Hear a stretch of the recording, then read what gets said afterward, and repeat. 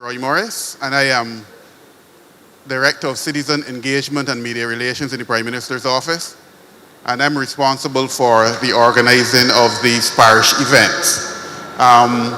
So far, every time I've spoken at one, I've had to say welcome when I am in fact a visitor like everyone else. On this occasion, however, when I say welcome, I'm joining you in welcoming you to my parish, which is in Andrew.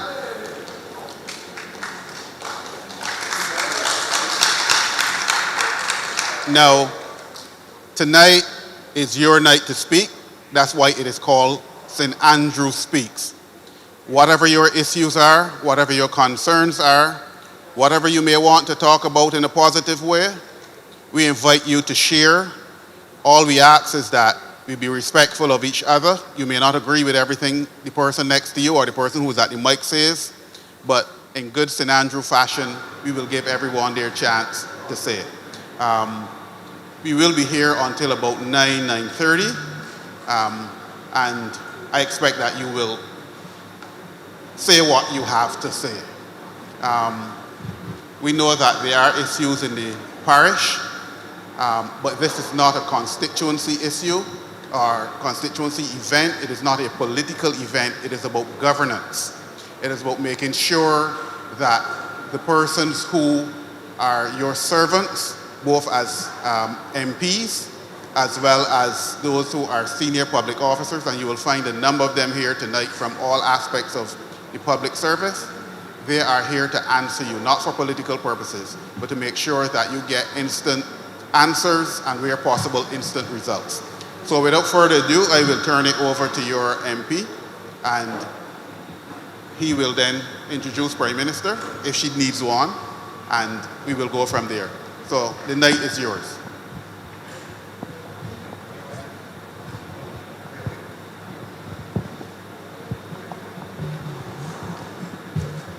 Good night to everyone. I also want to thank and welcome you to this St. Andrew Speak. This edition where we get to hear from you, our people, discuss some of the issues. Some I know are long-standing issues. Some I know have been going on for many years. And you've been complaining and crying out, and those complaints seemingly fell on deaf ears. But tonight you have the ear of your MP, and you have the ear of the Prime Minister of Barbados. Now, I know that most of you here over the past couple of weeks and months would have seen that a number of issues in St. Andrew have been addressed or are being addressed. St. Andrew is abuzz with activity because I'm working hard to ensure that whatever I can do in my capacity, I will do. Some are small things, but there are also the bigger things. And I know the bigger things, which speaks to the infrastructure,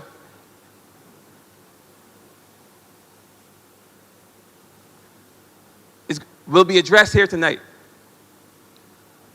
Every question as it relates to road infrastructure, which I know is a major concern for all of us in St. Andrew. We all suffer as a result of our decaying and deteriorating road infrastructure. We have persons on board who have the answers and who have the explanations that you all will be seeking tonight. So feel free to talk to me. Feel free to ask me any question. When I look around, I see a lot of faces I recognize. Feel free to talk to the Prime Minister, because we would answer you as best as we can. And we have on board the technical staff who will give you those technical answers where we cannot answer as MPs and as politicians. We have persons on board here tonight who would answer those questions for you. So I don't know if I have to introduce the Prime Minister. I think this lady requires no introduction. This is our Prime Minister.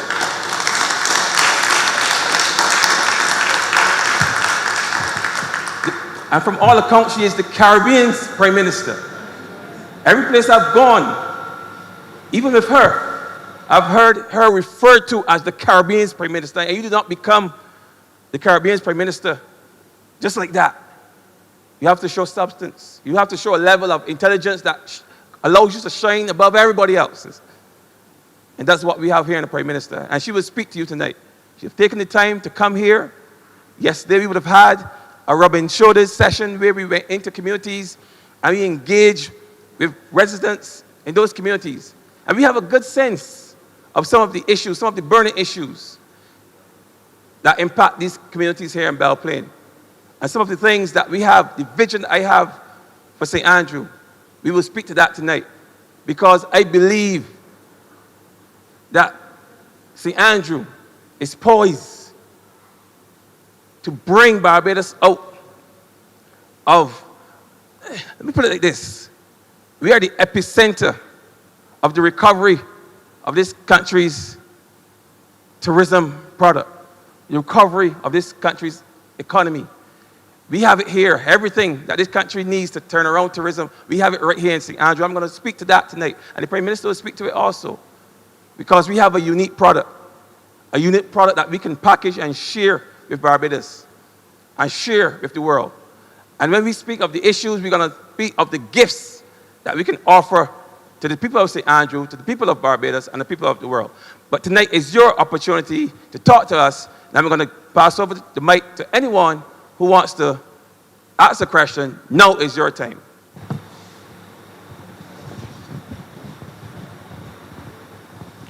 Good night, everyone. I want to invite the first person to come. I'm not going to give a long intro because I prefer to hear from you tonight. As Roy indicated, this is called St. Andrew Speaks because we intend to hear from you as much as possible and to meet your concerns and issues as we go forward. I must tell you that I hope that as we do more and more of these, that there is a culture in Barbados that I want to break. And it is also symptomatic of our ability to reach up and to reach out and to do so aggressively. Every time I come into a room, every time we go into a room in this country, Bajans naturally go for which seat? Middle or back? And it is about time that we start to encourage a culture where people come up front and stand up and be counted. And I want that because that's symbolic of what we need to do as a country and what we need to do as communities and families. Not to be out of order, not to do anything, but just simply to be confident in taking it. So I have the middle of the room full and front seats. So whoever wants to come and take front seats, feel free to do that while we start the conversation going. Who's first, please? Let's open the baton. I'm going to start the ball rolling. My name is Natalie, and I'm from Chalky Mount in St. Andrew. And I'm excited to be here tonight because I know that we have a Prime Minister that face it and fix it. She's not about long talk. So I know we will get results in St. Andrew. And I can safely say that our parliamentary representative, he is listening. When you speak to him, he listens, and then you see change start to take place. So my first thing I want to talk about tonight is on behalf of the residents of Chalky Mount and St. Andrew who live on the Cambridge Plantation, which is tenantry land. In 2007, I held a meeting at my church, and I had asked Andrew Payne, he used to work at the Urban Development Commission, and Gregory Nichols, attorney at law, to come to speak to the residents and educate them about tenantry land and what they should do to own the plot of land that they live on. At that meeting, I also invited Mr. Proverbs. He was responsible for the trust, Peter Morris Barbados Trust at the time. And at that very meeting, he allowed the residents who had a raise, he waived the raise of the rent. From then till now, persons at Chalky Mount do not have the title deed to their land. And they asked me to come here tonight to raise the issue at this meeting. I already spoke with our parliamentary representative. I know that he went into the area and he met with some of the residents. But they asked me to ask you tonight what is the process that is involved in getting the land in their names. So I want you to talk to the people of Chalky Mount. They're listening. They're Plantation is online. owned by whom? It used to be owned by Peter Moore's Barbados Trust. So is it still privately owned or publicly owned? I am not sure what's happening Okay. with it now, but I think National Housing, they're responsible for the residents. Okay, it may be a non-plantation tenantry then. Let us investigate it for you. I can't tell you offhand that I know the circumstances. Mr. Lord, I know you're not Ministry of Housing, you're NHC, but who is here from Ministry of Housing? Sorry? Come forward, ma'am. Let me just respond as the chief housing planner comes to the front. Yes, I have already started the process of interviewing some of the residents in Cambridge and in Chalky Mount. I was aware of the situation where there are a number of persons living on the land. They've been renting the land, they've been tenants of the land for many years, certainly from the 80s when the act was passed. And these persons have not gone through the process of acquiring the title deeds for the land. I've met with the owner, Miss Contour.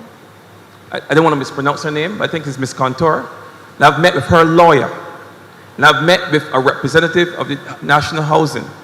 And we've had initial discussions, and she's eager to transfer the ownership of the land to these tenants. So it's just a matter of going through the process of steps. I know that there's a process, and I would prefer someone from the inside to speak to it, but rest assured that I will go to every resident I have on the list and speak to any resident who needs any support in acquiring those title deeds. I've started that, and I will continue that. And I'm doing it not only in St. Andrew, but a lot of these tenants reside in St. Joseph, in Cambridge. So we have done both Chalky Mount and Cambridge, most of Cambridge thus far. Okay. It would be nice to still hear the process because everybody's Yes, asking. I'm going to invite. She was just waiting for me to make a statement before she rises, and then she's going to speak now.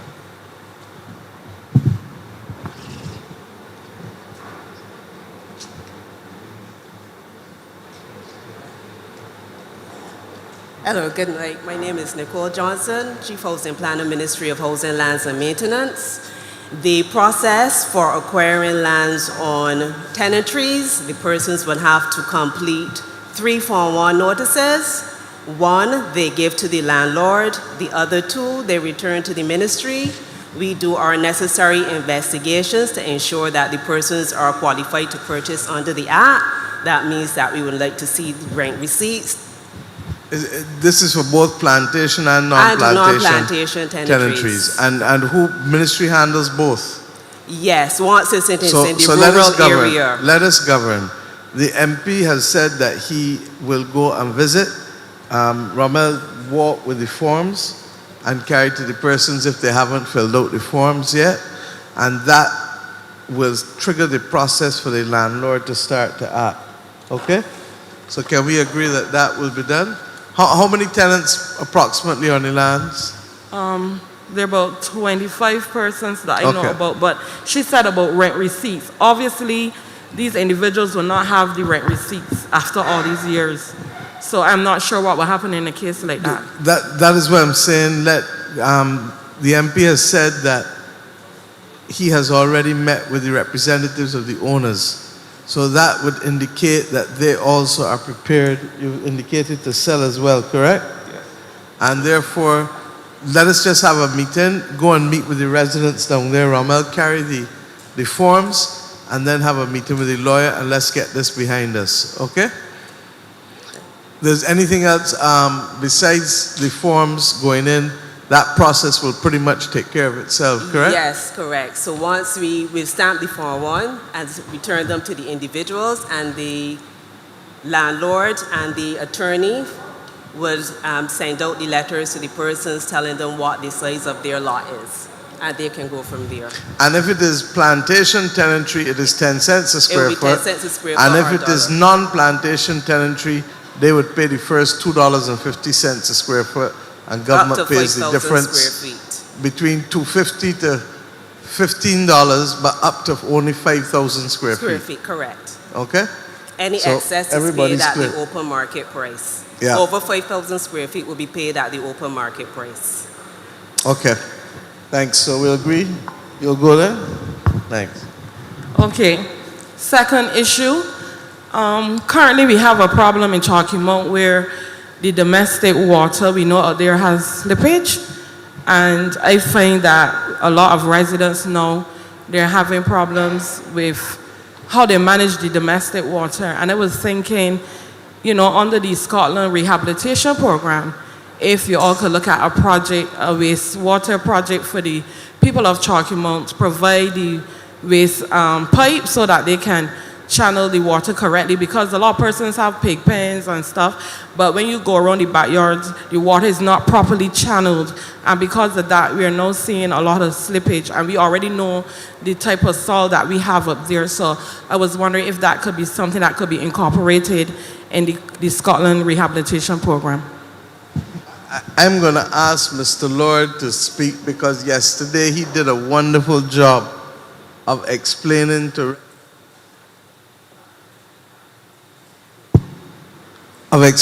residents when we went to Belle Plaine and other areas what is the difficulty in particular for St. John. Who else is here that may speak after you, Mr. Lord? Because I'm a little lost in terms of seeing people because we're all on the flat together. I don't know if our colleagues on Water Authority might want to say anything about it. I don't see anyone for MPT. Good evening, my name is Raymond Lord. I'm the planner at the National Housing Corporation. I understand what our colleague and good friend was saying about the water issue, the domestic water issues in St. Andrew. Just to be clear, St. Andrew is probably the most beautiful parish on the island, but the most difficult to live in. And I say that coming from St. Raymond, Philip. beauty always comes at a price. The problem that you have is that what gives you your beauty is what gives the problem. You are on what we call the Scotland series clays. There is no limestone. Therefore, there is no percolation membrane to take the water away through the soil. It is clay. Therefore, when you inject water into clay, it changes its character and it will slip. It is what the nature of the soil is. The basic principle that you have to begin to do in St. Andrew is control your amount of domestic wastewater. So you have to look at how much you use, when you use it, how you discharge it.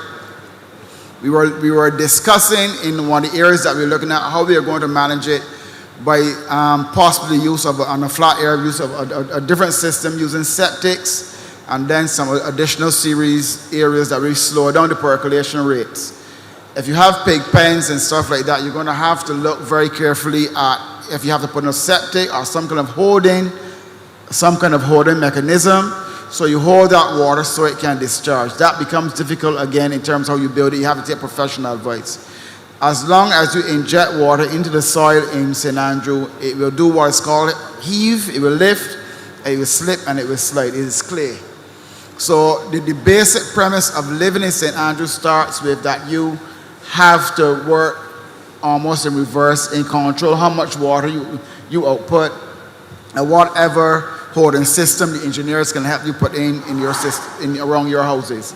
Pig pens are especially problematic, again, because you do a lot of washing down.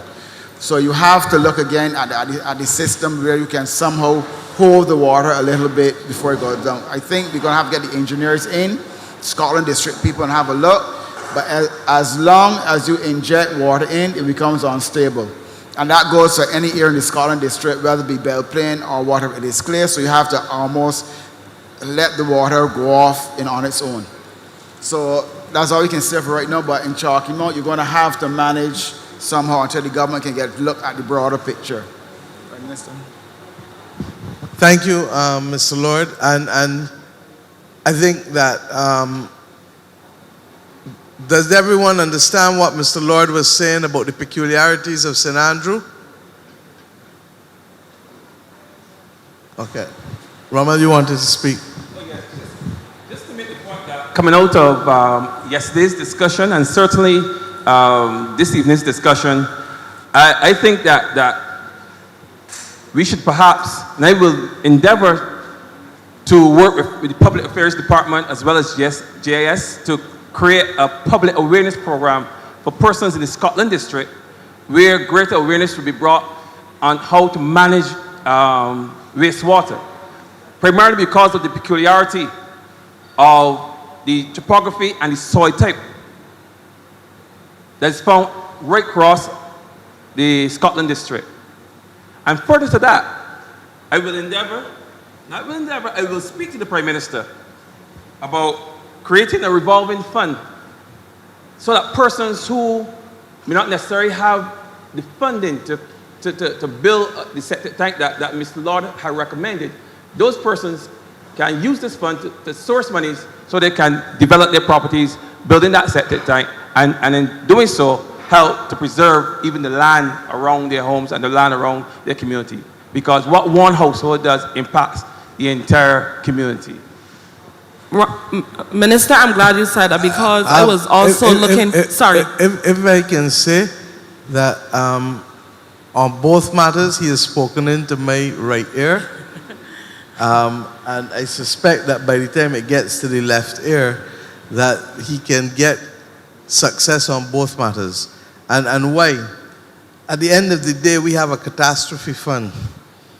But a catastrophe fund, AG, we have discussed, can't only be about helping people after the catastrophe. It has to be also to avert the catastrophe. And the level of slippage that we are seeing in the Scotland district is such that we may well have to create a Scotland district revolving fund in order to be able to have persons access loans at low interest in order to be able to put in septic tanks. And we certainly need DPM to work with the Barbados Water Authority on the wastewater aspect. And I would like to think that you all should lead the effort of working with GIS and Public Affairs. GIS and Public Affairs are the medium through which communication will happen, but the Water Authority, Mr. Halliday, and DPM and MP ought to come from Water Authority so that people who are doing things in St. Andrew can be clear as to what the risks are. And Mr. Lord is right. This is one of the most beautiful parishes in this country. But as we all know, beauty comes at a price. And therefore, we have now to take care of it. If not, we're going to lose what is beautiful about it. Thank you. Thank you. Minister, I also went a little further and I look at the UNDP small loan program, and I recognize that a project of that nature could fall under this. So I started to prepare a proposal. I'm not sure how successful it would be, but you can get up to $50,000. So I'm about to submit that proposal as well. But failing that, I think what the Prime Minister would have said is a very good idea. Thank you. Thank you, Ms. Murray. Thank you, Natalie.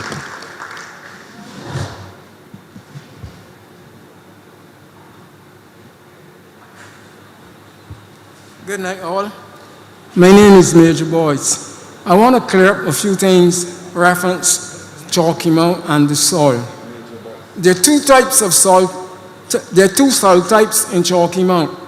From Leslie Hole there, where the junction is, where the Y junction is, down to the bottom of St. Andrew, down the bottom of Chalky Mount is either clay or sand and sandstone. Those will not slip. The problem is that most of the houses are on ridges. Everywhere you look at St. Belle Plaine, the house or the houses are on ridges.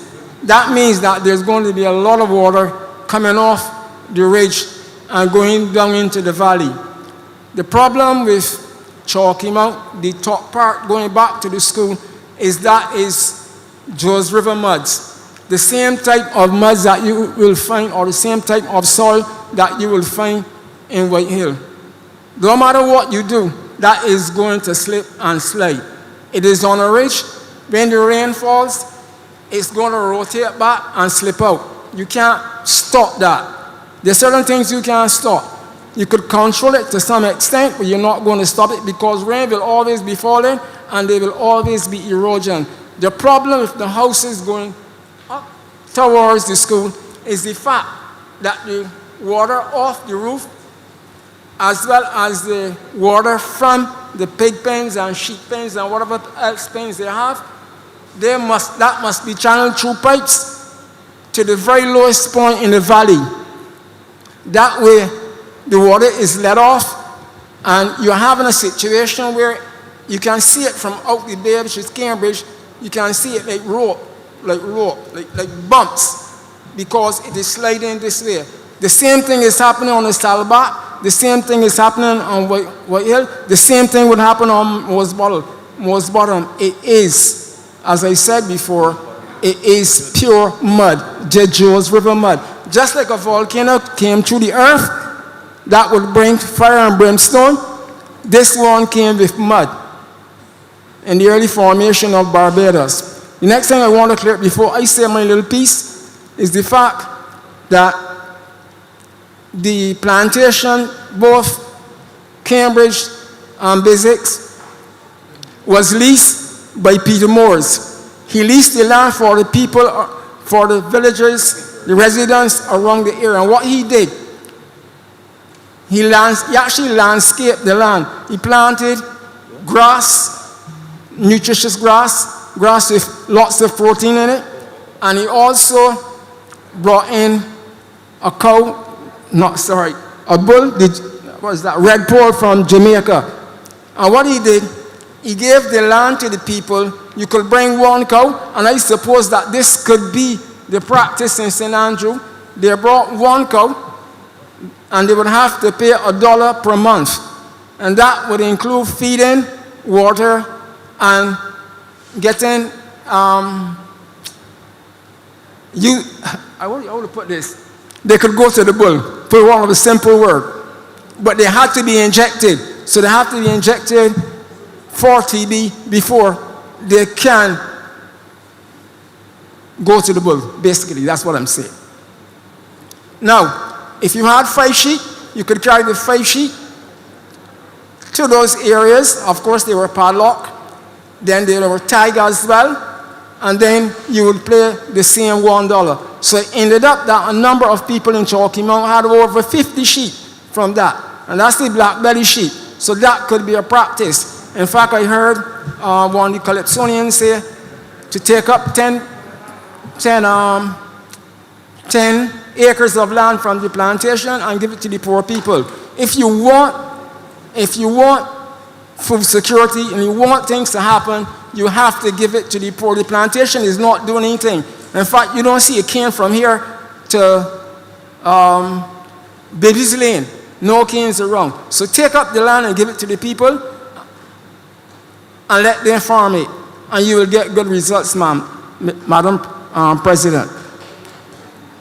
The other thing I want to say... not President, though. Sorry.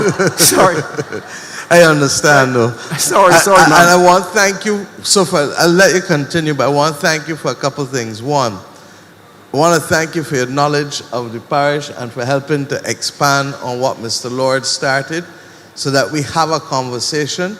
And the truth is that, and the AG will confirm, one of the last pieces of legislation we passed when we left government in 2008 was the Scotland District Authority Act.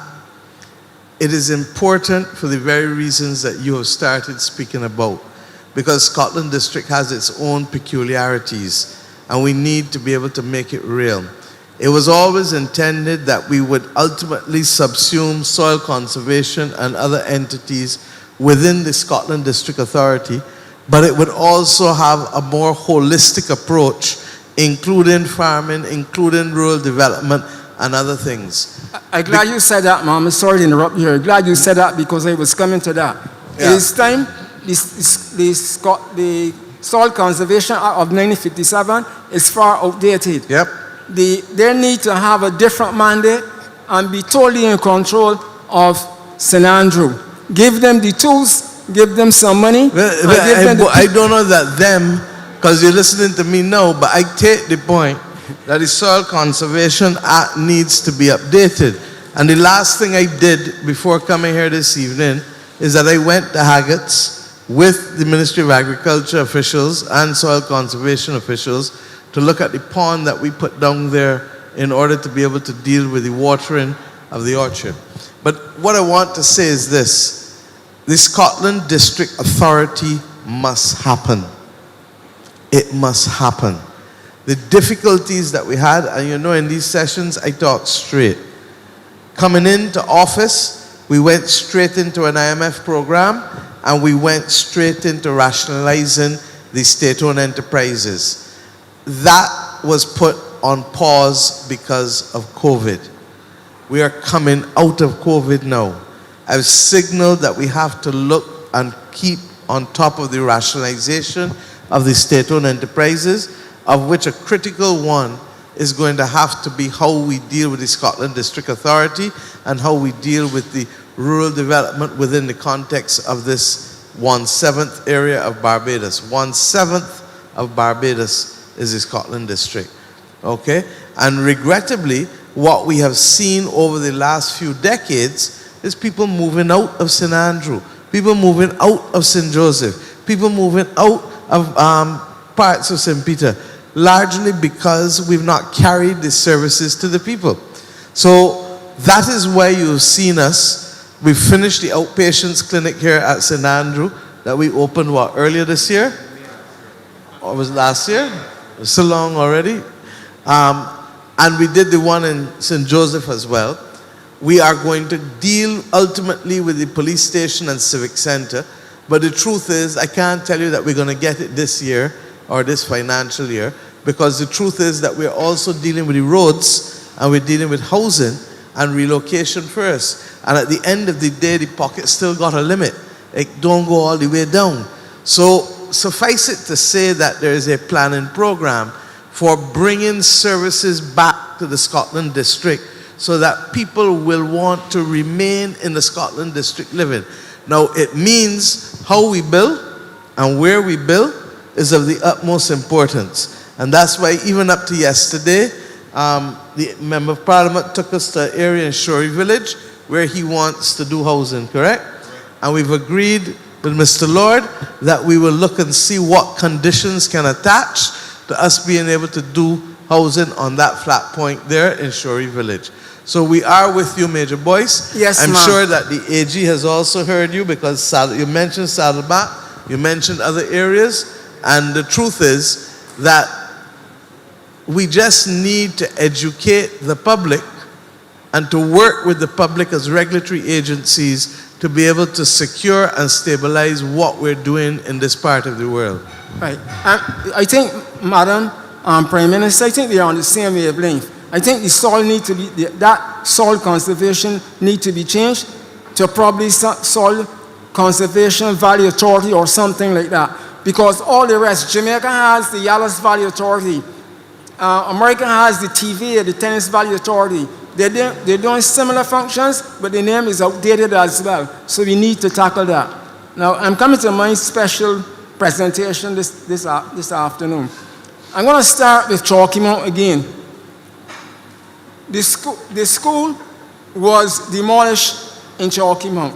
For whatever reason, I'm not going to the reason why it was demolished, but I'm saying if you demolish a center, school or community center from a district, you are going to destroy the district. As simple as that. They have nowhere to go for meetings or such like. I'm proposing that the same Chalky Mount school grounds, that is the rubble and so on, be cleared, and that section be repaved and used as a volleyball, netball, and a road tennis courts. To the front of the building, which is to the south of the building, the infrastructure are already in place, or most of it is in place. Therefore, we would like to have a playing area for the kids, all the kids. And then at the south, which is the back end of Chalky Mount, they need to be green, clean and green. They need to have some trees and seating in so that the old folks can go there, retire, and live happily ever after. Now, I'm coming to... You sound good, Major Boyce. You sound good.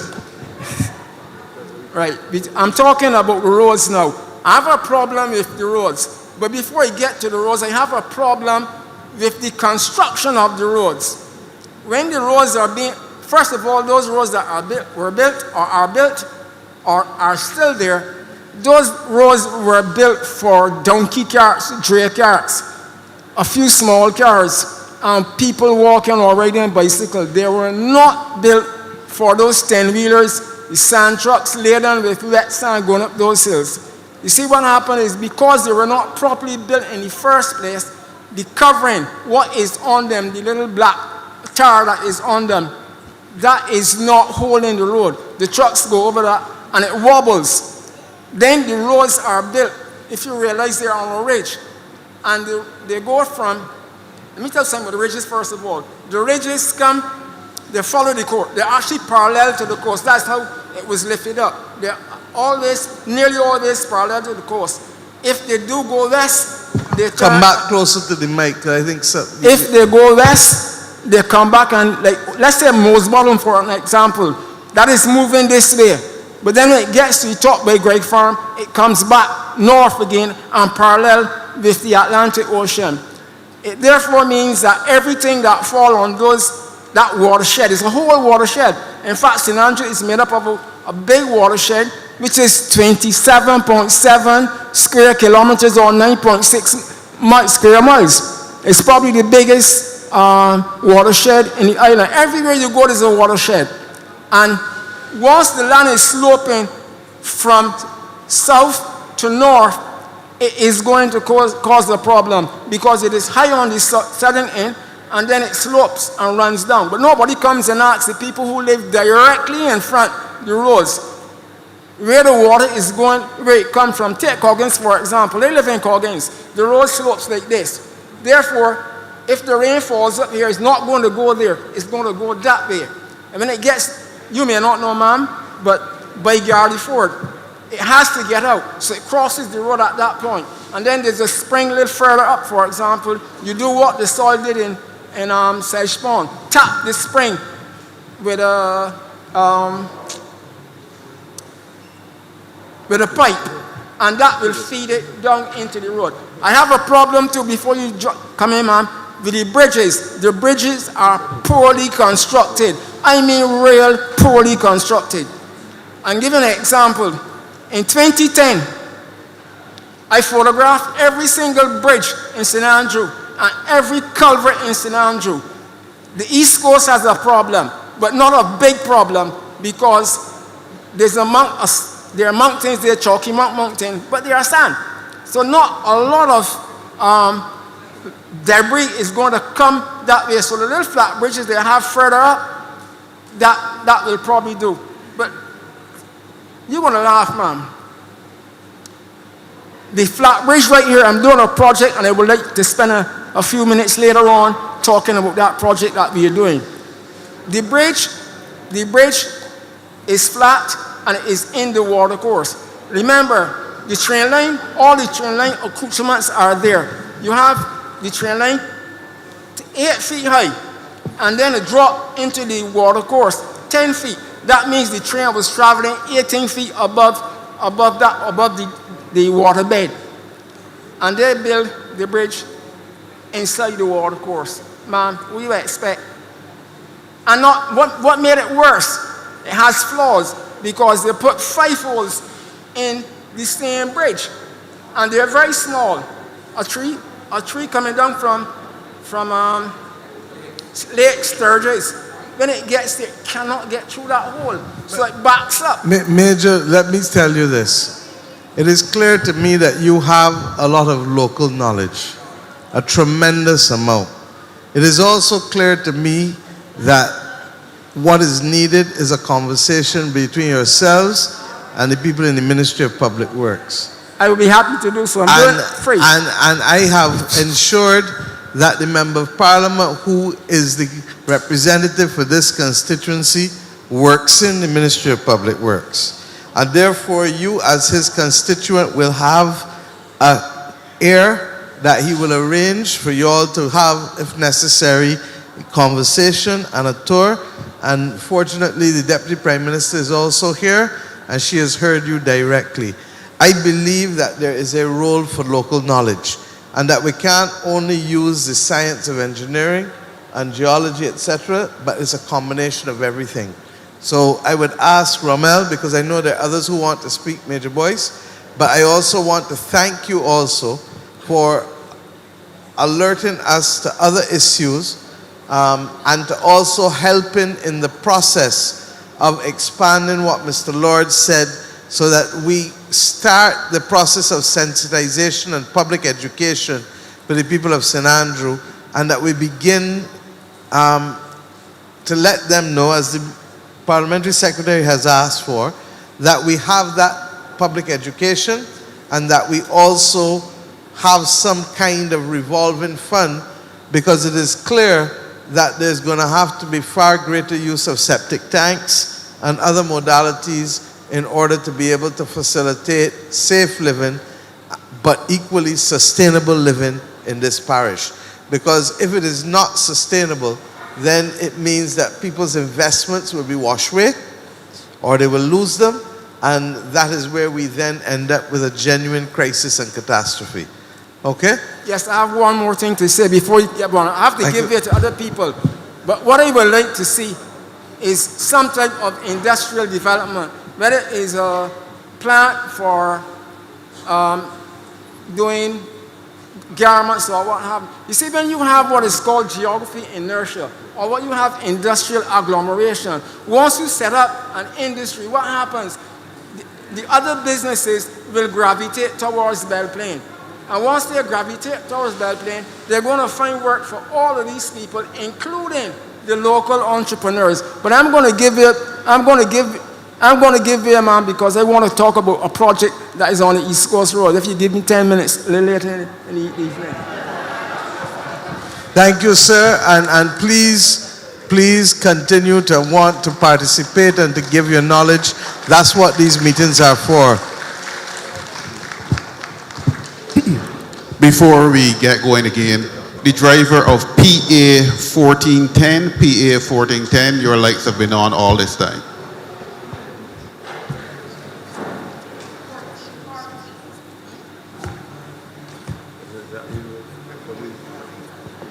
$14.40? Okay. Well, if you have a PA and it starts with 14, it's your lights. Yes, ma'am. Good night. My name is Califa Andrews, hailing from White Hill, St. Andrew. Man, you hear about White Hill? We have every single problems. I think that White Hill has the most problem in Barbados. You just tell me you had the most beauty too. Of course. I was getting to that. Right.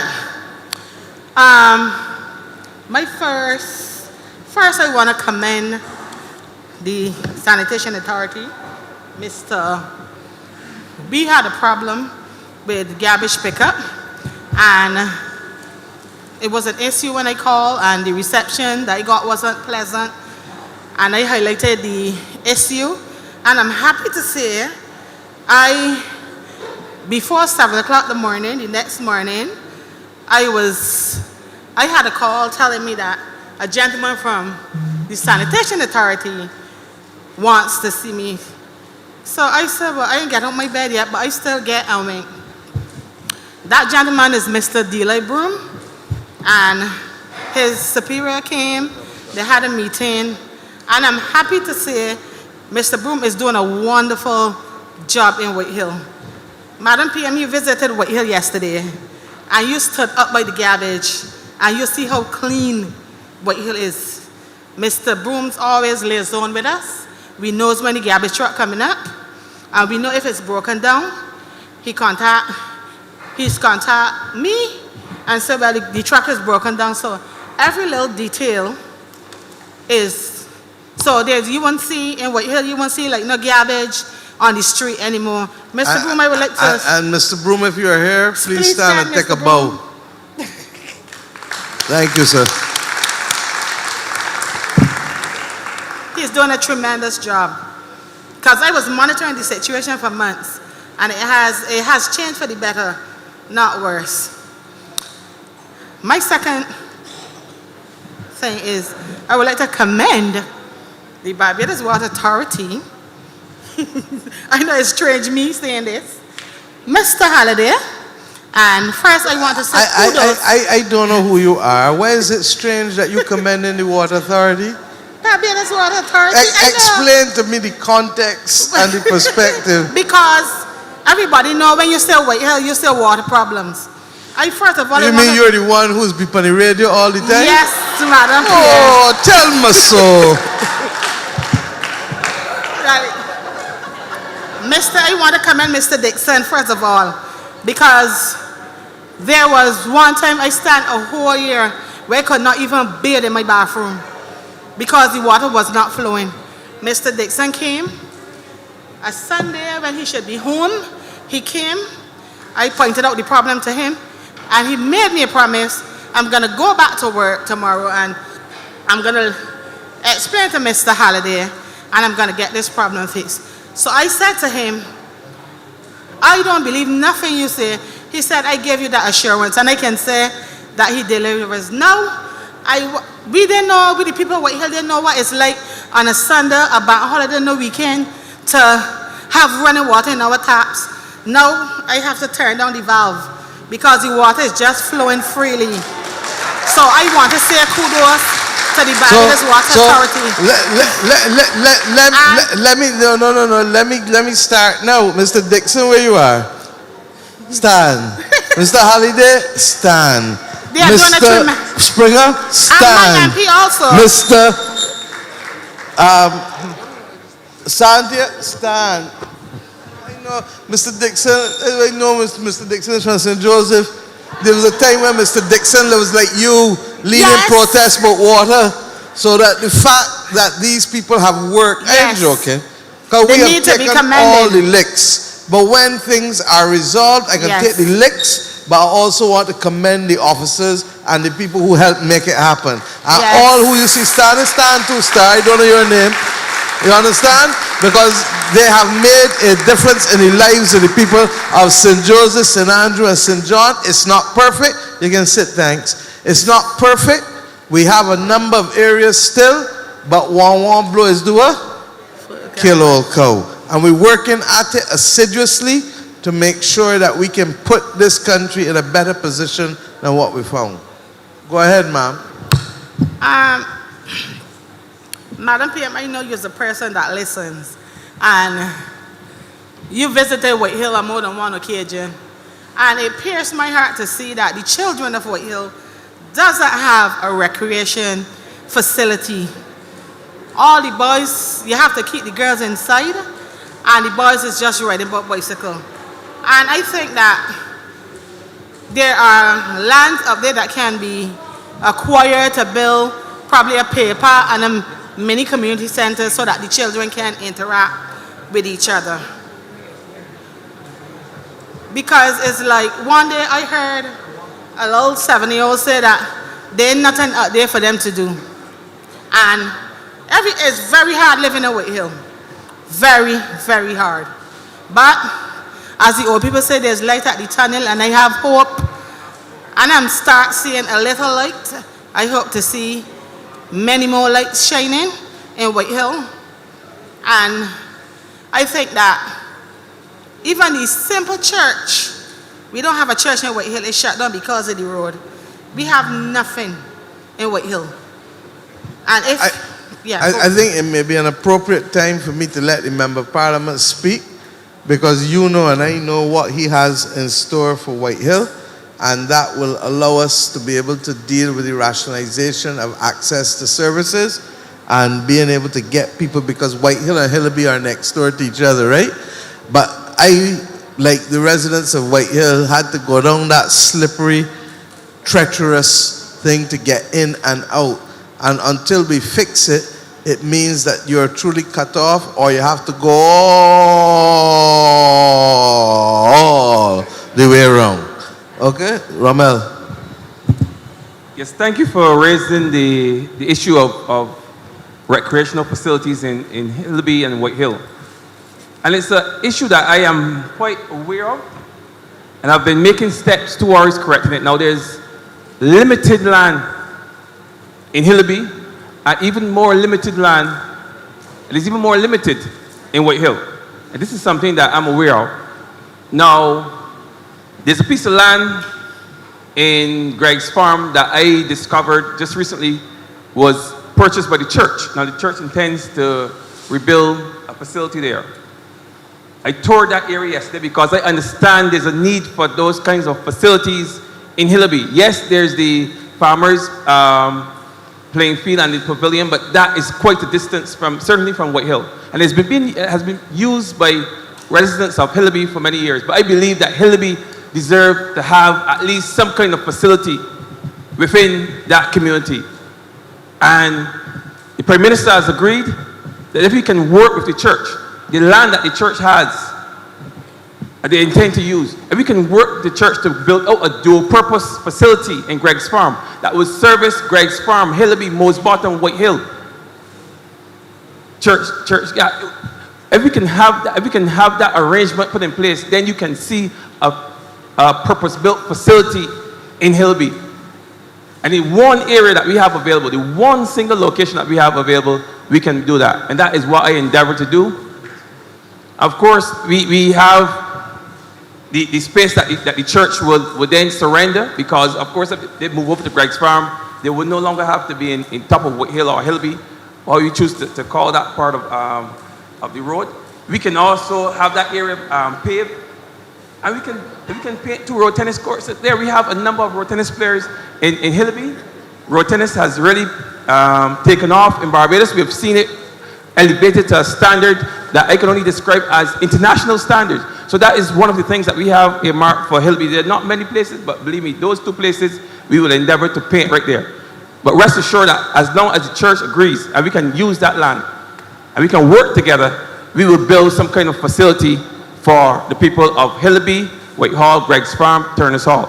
Because as you said, there are absolutely no facilities for the young people or even the elderly people within those communities, except, of course, the churches.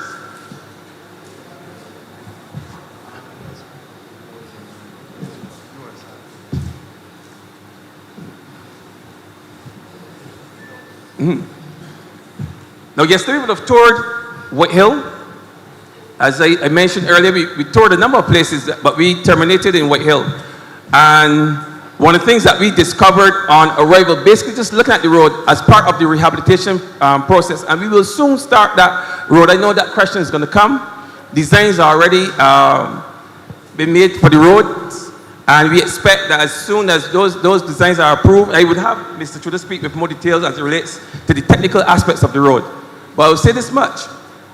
Part of the rebuilding process, a rehabilitation process in White Hill, will have to involve the removal of some of the homes, certainly on the northern side of the road, to facilitate the installation of gabions that would buttress the road and help to support that road when we build out the new road. So we have identified at least 14 homes that we will relocate. We will seek to find land either in farmers, in Shorey Village, wherever we can find land in St. Andrew, to relocate those homes so that those persons can have their homes elsewhere and we can use that space to support the road. Because as was mentioned earlier by Mr. Lord, with the wastewater flowing from those houses, it will over time saturate and will compromise the substructure of the road. So it is it's an absolute must that persons will have to be relocated from White Hill. It's a process that would have started years ago, but we have to continue if we intend to build back a much better road than what currently exists or what existed before.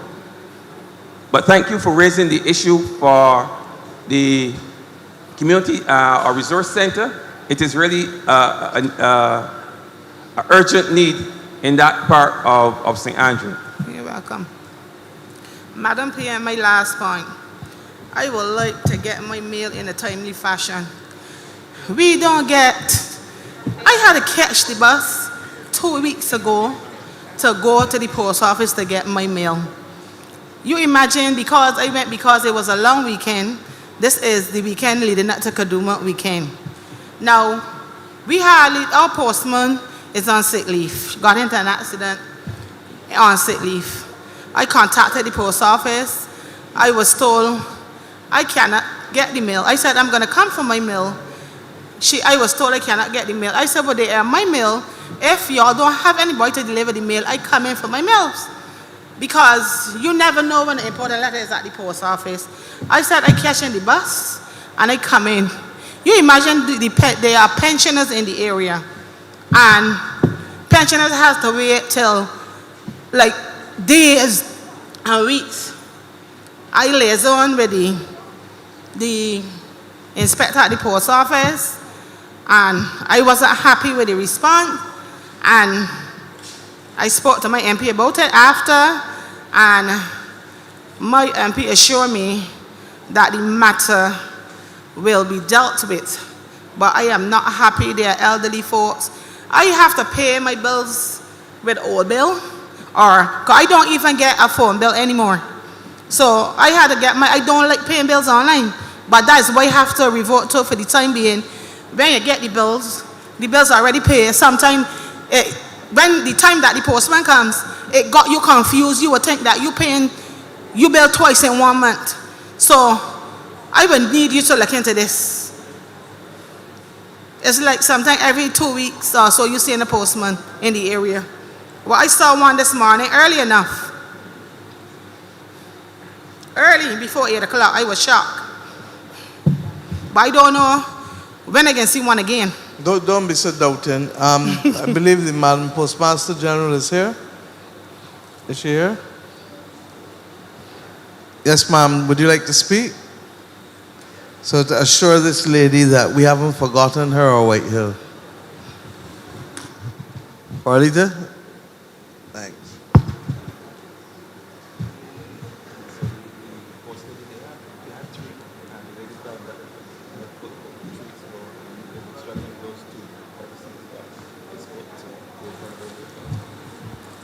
Yes, good night, everyone.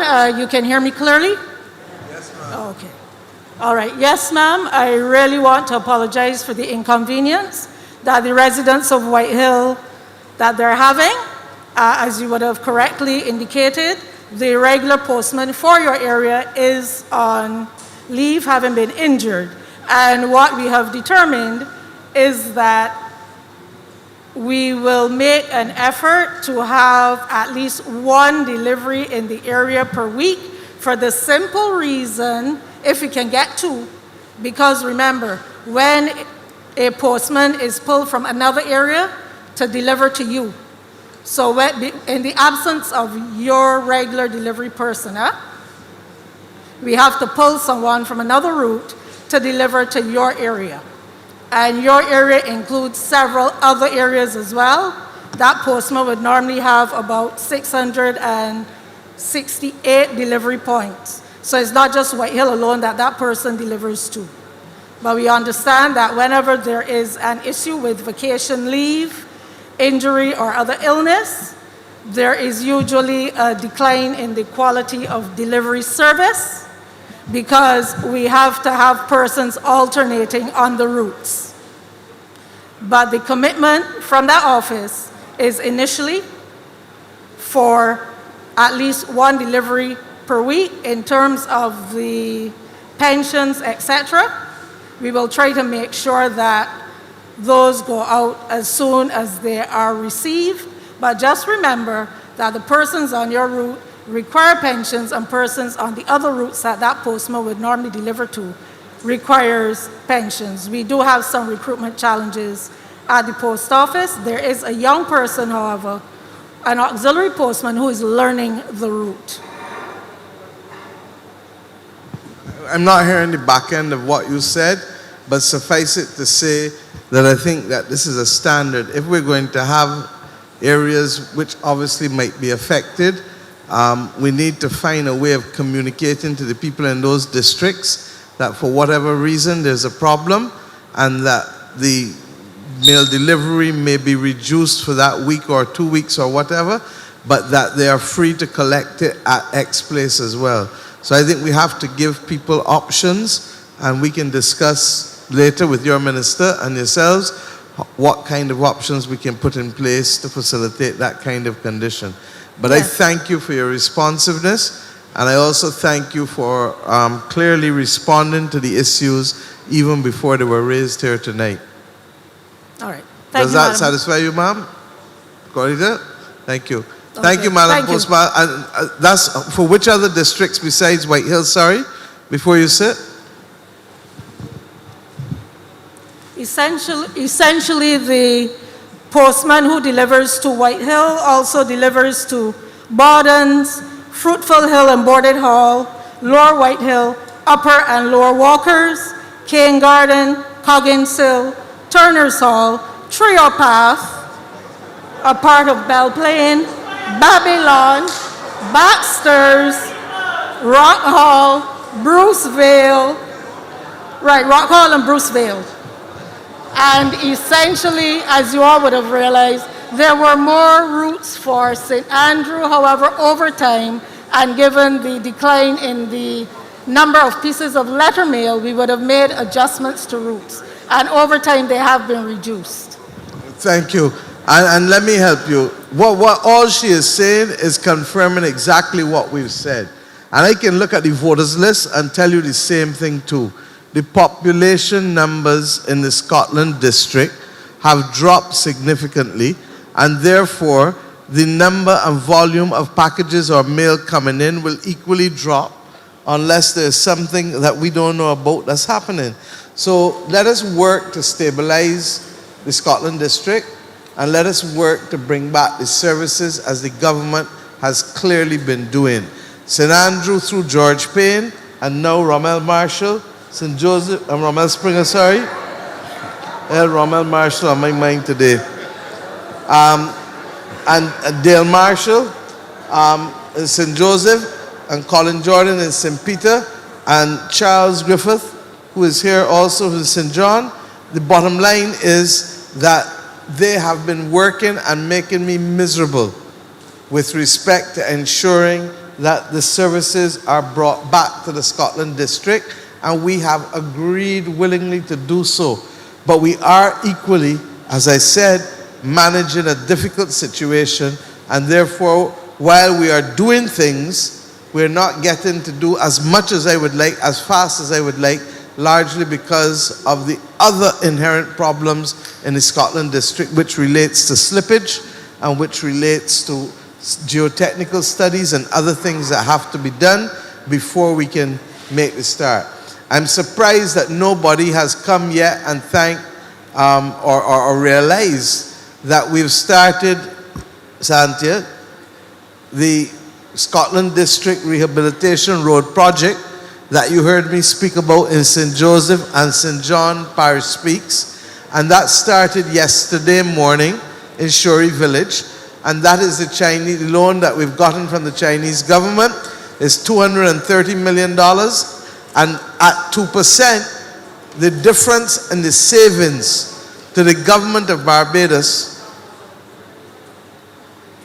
the difference in the savings to the government of Barbados will be significant, and therefore will allow us to do even more roads and more infrastructure projects elsewhere, because instead of paying interest at 8 and 9%, you're paying it at 2%. So you do the mathematics, the arithmetic for yourself. But thank you. I don't know if you want to say anything on it, Santia, with the project.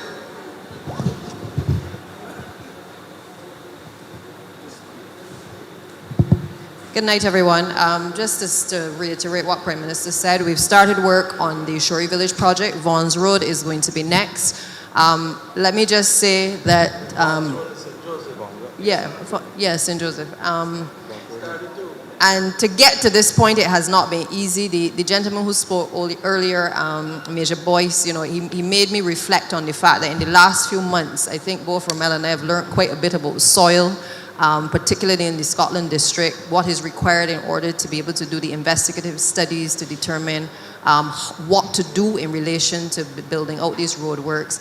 And I can tell you that a lot of work is going into being able to make this project happen in the shortest time frame. We meet every week, Senior Minister Duguid, myself and Rommel, along with the Complant team, trying to make sure that we have all of the studies done and to make sure that we are able to execute this project. Because I have a parasec who is constantly in my ears on behalf of the people of St. Andrew, in particular, to highlight to us the difficulties. And we saw it yesterday, Prime Minister, when we had to traverse the various areas of St. Andrew, how difficult it is to get from one area to the other because the bridges are not operational or because the roads are also not in a good condition. And so we are trying to pull out all the stops to be able to accelerate this program, get as many construction companies involved to be able to accelerate the roads over the next few weeks. I didn't hear anyone ask about White Hills specifically in terms of the road up there, but just to say to you that that has also been high priority.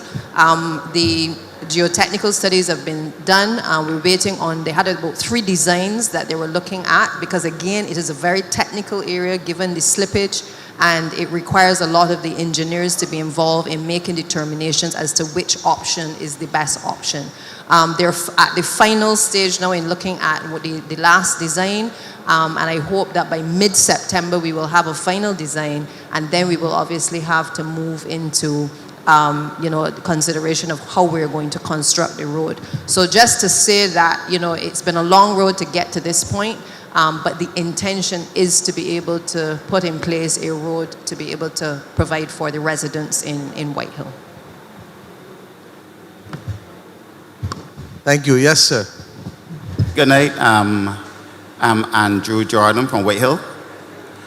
I remember when the road in White Hill collapsed. My son was in primary school. He's working now. And October coming will be 19 years now. When that road broke down, I really come here to talk about the road because you all say that work will be done, but I was hearing that over 8 years ago. And nothing at all has been done. Promises, promises, and promises. I like the promises, it can start soon, hold tight. I like that. But we've been holding tight real long. I want to know when we can let go. Another thing is, when I and most people will get off the bus by Pastor Ward Church, people complain about they got potholes in the roads and they want a new road. Yes, I agree, a lot of people that got potholes in the roads want a new road, but we don't even have a road. We got to go through the gully, through mud, and everything. Many times they slip down there and fall. Now I think it's time enough. Years passed already and nothing has been done. So I think that something should be done now. Plus, another thing too, when we get off, there's no lighting. You can imagine going through a gully with no light. Thank God for cell phones. And if we don't have lights on these phones, many people will fall down, coming down. We ask for road, we got steps.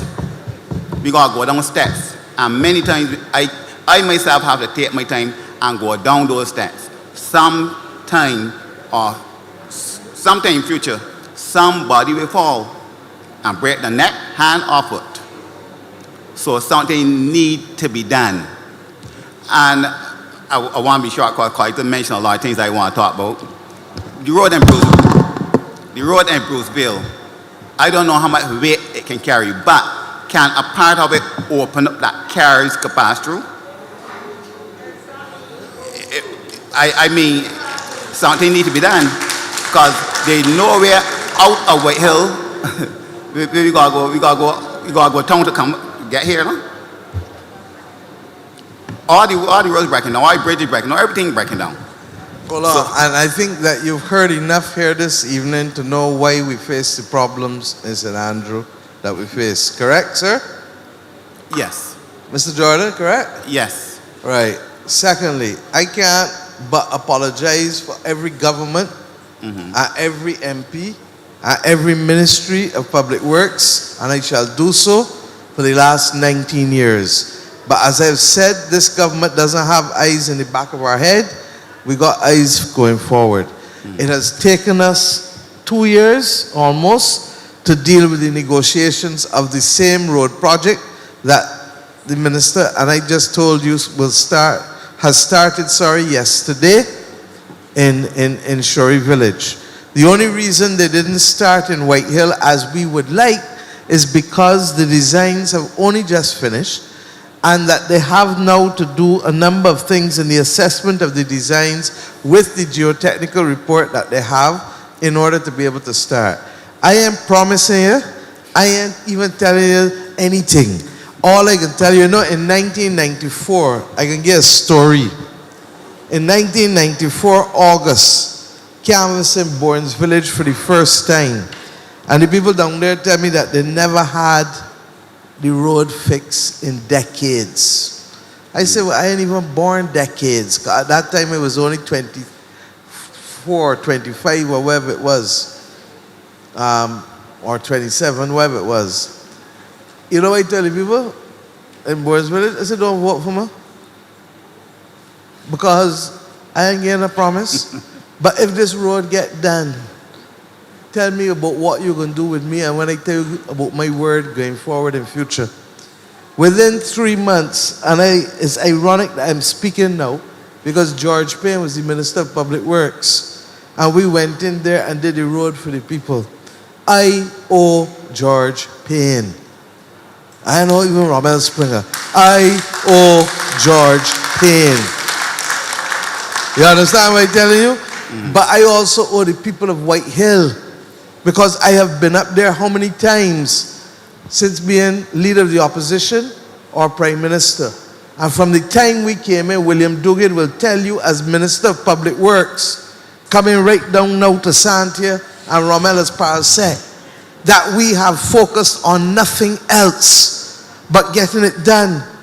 But Mr. Lord will also tell you that he and others made other recommendations over the years, and that those recommendations clearly will show, at the very least, and we took the decision, those houses on the above side, the 14 houses that Rommel spoke about, need to move. And they need to move urgently. And I've said so. Okay? But by the same token, we also need them to move because we have to build gabions to stabilize the road. Now, I'm a little upset that you ain't get the light, because I asked for that light to be put in place some time ago. And therefore, Rommel, I'm going to ask you to get the light in place with Public Works, please, and put the light in there for the people. And I went down that hill and up when there was no steps. You remember? Yeah. And worse than that, it was raining the day. So that I understand what you mean about a treacherous walk. Okay? But the lights have to go in. I ain't getting a promise, I ain't getting nothing. Suffice it to say, next time I come up there, I come in to eat food at you. Okay, and drink a drink.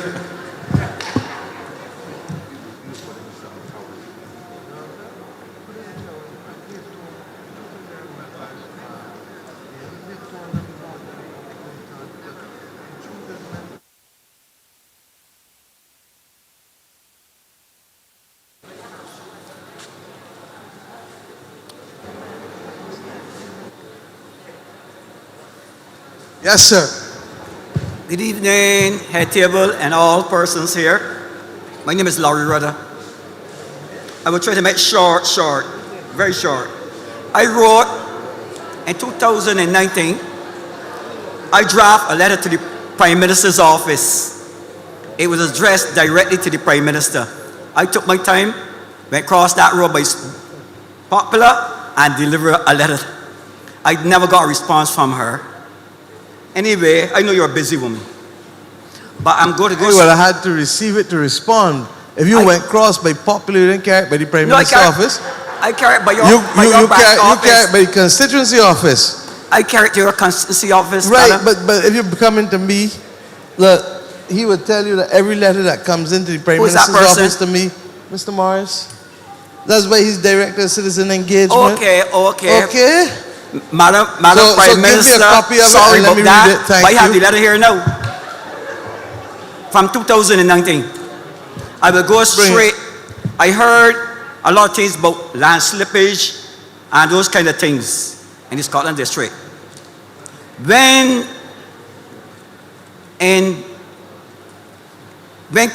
Sugar was king, all the people in St. Andrew were pushed in the gullies and the hills.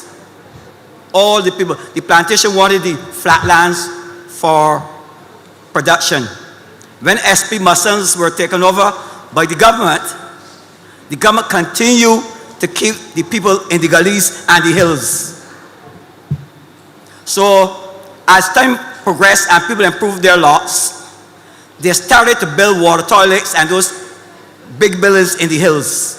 What should have happened? Government should have moved the people out the hills and the gullies and create spots on those flat lands. Government has the most land in St. Andrew. Borders, Highgates, Greeland, Sedge Pond.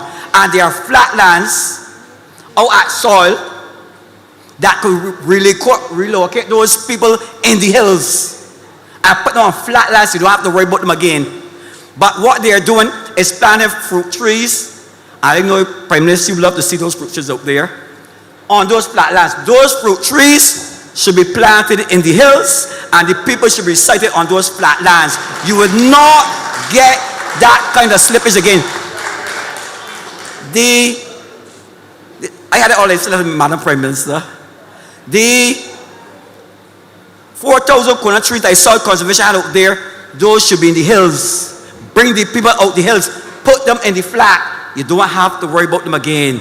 But no, you are planting fruit trees on the flatlands. And like you said in a bulletin, people living precariously dangerous on lands in the hills. Those people want moving out those hills. You go into St. Simon's and people land slipping down the hills. Move the people, put them down on Highgates. The same thing could be done in St. Jovia. Those people are slipping. And you know what happening? People drifting out to St. Andrew, You know what? We can't get a place to put in a house. A fellow wants to start a 20 by 10 and then add on wall. We can't do it in the hills. Madam Prime Minister, I'm asking you and your technocrats to look at the policies, the soil conservation, planting fruit trees on flatlands. When I did agricultural science, and they said to stabilize hills, you plant trees in hills. I know there a pond was built there at Highgates. But I recall when George Penn and I we were buddies, we looked at those lands and we said those lands will be house spots for St. Andrew people. Madam Prime Minister, look at it again. As I indicated to you earlier, I think you know the land in Shorey Village. And last time I checked, the land in Shorey Village in Panna Hill. They may got much spots there. They got enough to start. And one by one we shall start. Let's go back. Haggots. Who started Haggots? I was a little child. Where's the Chief Agricultural Officer? I didn't tell you this afternoon, that I remember going up Haggots. Our father carrying us for a drive on a Sunday and picking fruit up at Haggots when I was 6 and 7 and 8 years old. So the fruit trees didn't just go on Haggots, Mr. Rudder. Pardon me? The fruit trees didn't just reach Haggots. They've been there for decades. And some of them are old and not bearing. And that may be so, and that's a matter for the lady there. But I am saying to you, fair is fair. All right? And that's why I keep making the point that we are correcting a lot of wrongs that have been accumulated over decades, Skipper, and we are starting. Mr. Springer did not carry me to no hills to put no houses down yesterday. Where he carried us, Raymond? He carried us on flat land. Okay? And believe you me, I hear what you're saying, because I am not an agricultural scientist. I never did it, but I know enough to know that trees with roots help stabilize hills, don't they? So we accept the validity of that with respect to aspects of it. But by the same token, we have to go about the restabilization and we have to go about the replanning, because you have people in St. Simons in difficulty. You got people in White Hill in difficulty. You got people in other areas, and we're working one by one, but I'm not putting them back in no hills. I'm not putting them back there. So we got you, Skipper. Okay, Madam Prime Minister, I rest my case. Thank you very much. Well rested. And it works by you in the hill night, isn't it? It's more or less flat. So even in St. Joseph, where the AG has gone for his house lots, is also relatively flat but elevated in Ginger Works. Amy wanted to speak. This said.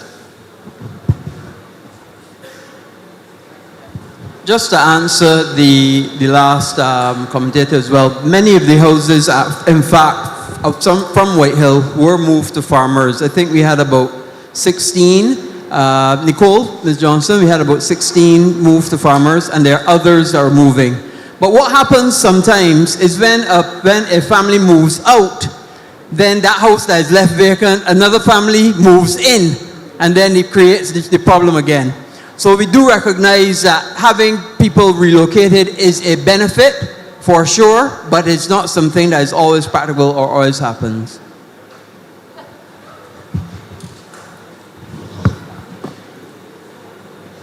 Yes, ma'am. My name is Camille Bryant. I am from Chalkimo. My voice is going, so I wanted to attend this meeting tonight. So I decided to record what I wanted to say prior to this meeting.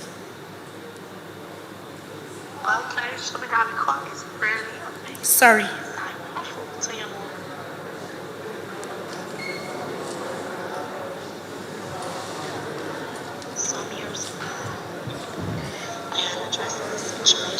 Why everybody talking? About the direction of the water coming off the road. Okay, we're not gonna. Okay, ma'am, I can do better than that. Sorry. If you hold one side, I will make sure that we speak to you in the interim. I will ask my personal assistant to speak to you right away because I don't want you to strain your voice, and I'm gonna give you the hearing that you want. But playing it on the recorder, on the mic, this hall doesn't have the best acoustics. So even when the others are speaking, we're straining to hear because of how the system is. All right, I gotta try my best to make my point. Couple is not couple. About 10 years ago. What's your name? Camille Bryant.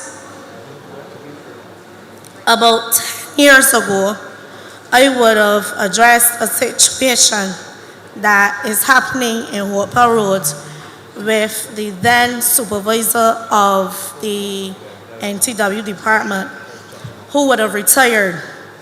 At that time, the gentleman would have said that he is a week away from retiring, and there was nothing he could have done at that time.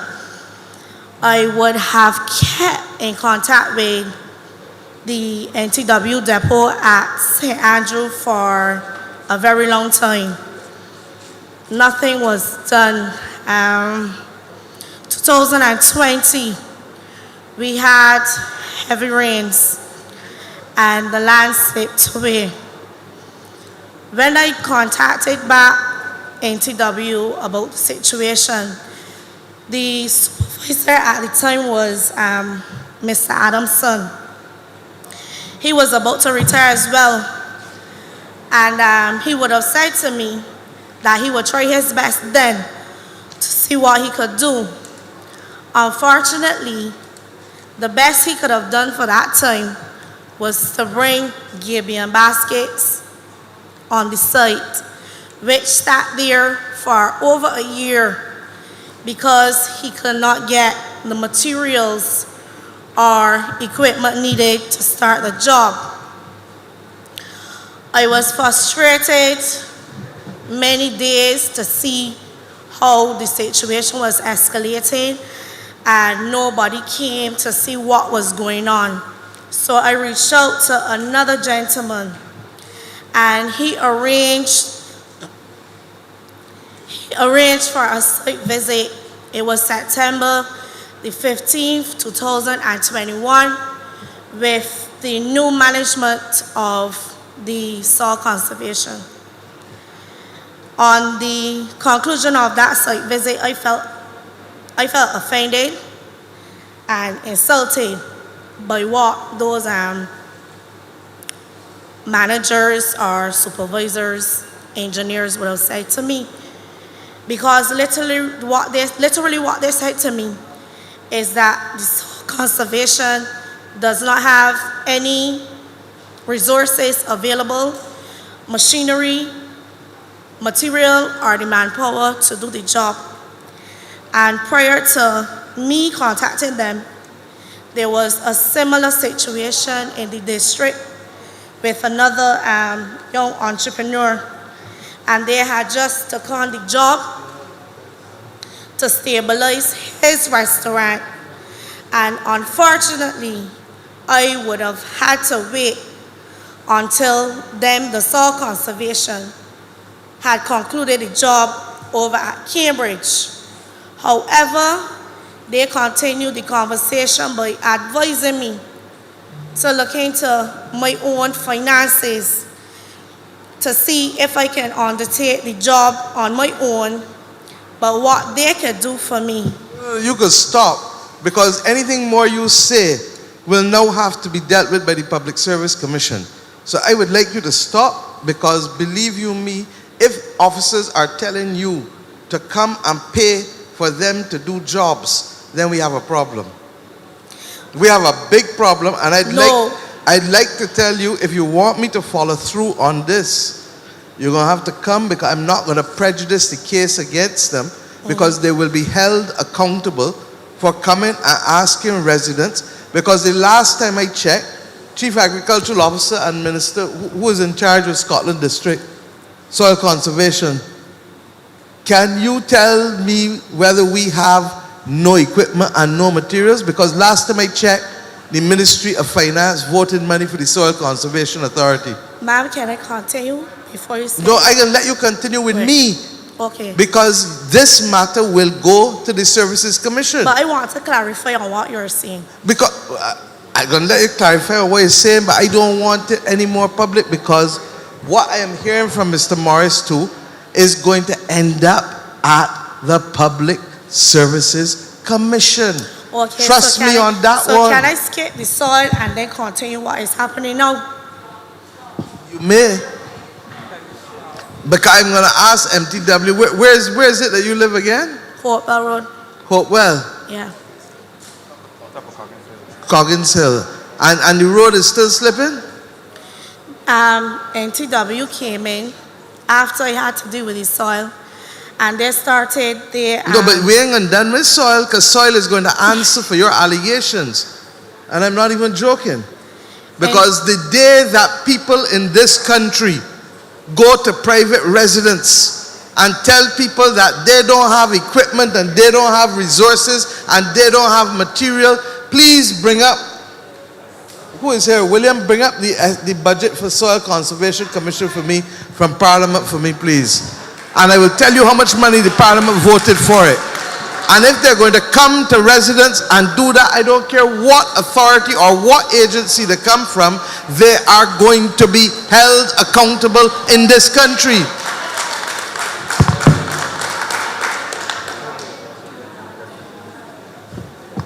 Continue, ma'am.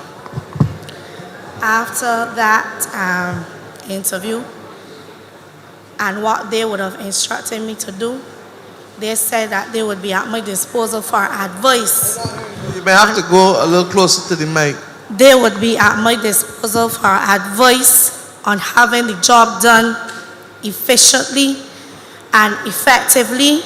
They also said to me that they would have been working with the Nikki's restaurant in St. Joseph, where they would have been going into that job and offering the Nikki's advice on how to put down the gabion baskets and how to stabilize the land.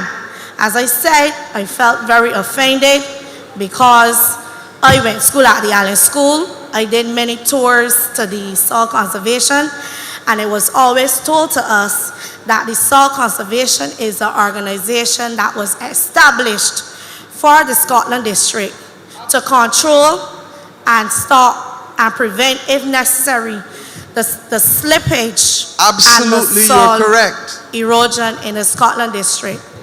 So from the soil conservation and the slippage that I was getting, I got no leadway. October the 25th, MTW came in and started their work, the Gabriel work at the front of the road. I was happy because I felt as though I was getting somewhere. The reason why I was pushing so hard is because I'm self-employed and I have recently obtained a piece of land to open a outdoor spa facility. But the reason why I cannot go any further is because of the work that is being done and the process and how slow the work is being done. The Gamelin team came to a abrupt halt in December. Reason being, they told me they were out of material. On the 2nd of March, I contacted the new supervisor at NTW. It was an evening, and I said to him, I was on my way out, and I'm seeing some surface cracks at the front of the house where they left the material, and the cracks are looking as though the earth is opening. He told me, well, he'll pass in the morning of the 3rd. On the morning of the 3rd, there was a big explosion. And to our surprise, when we went to the front of the house, the wall had collapsed and the earth had opened. By 11 o'clock, the latest, the response was overwhelming, coming from Mr. Tudor, Mr. Patrick, the said soil conservation led by Mr. Ward and Mr. Springer. I think the name is the engineer, the head engineer at the soil. And they came and they saw the problem and they decided to tackle it head on and started the work immediately. The next day the work started. Within a 5 to 6 week period, the work came to a halt again in the actual beginning of the rainy season. I was contacting the officer who is said to be the officer for St. Andrew, and I was not getting any leadway, so I turned to the Nation. The story was posted in the Nation on the 29th of April, and that said morning, everybody came, all hands on deck, and got something done that I believe could have been done ever since. NTW had started a temporary road.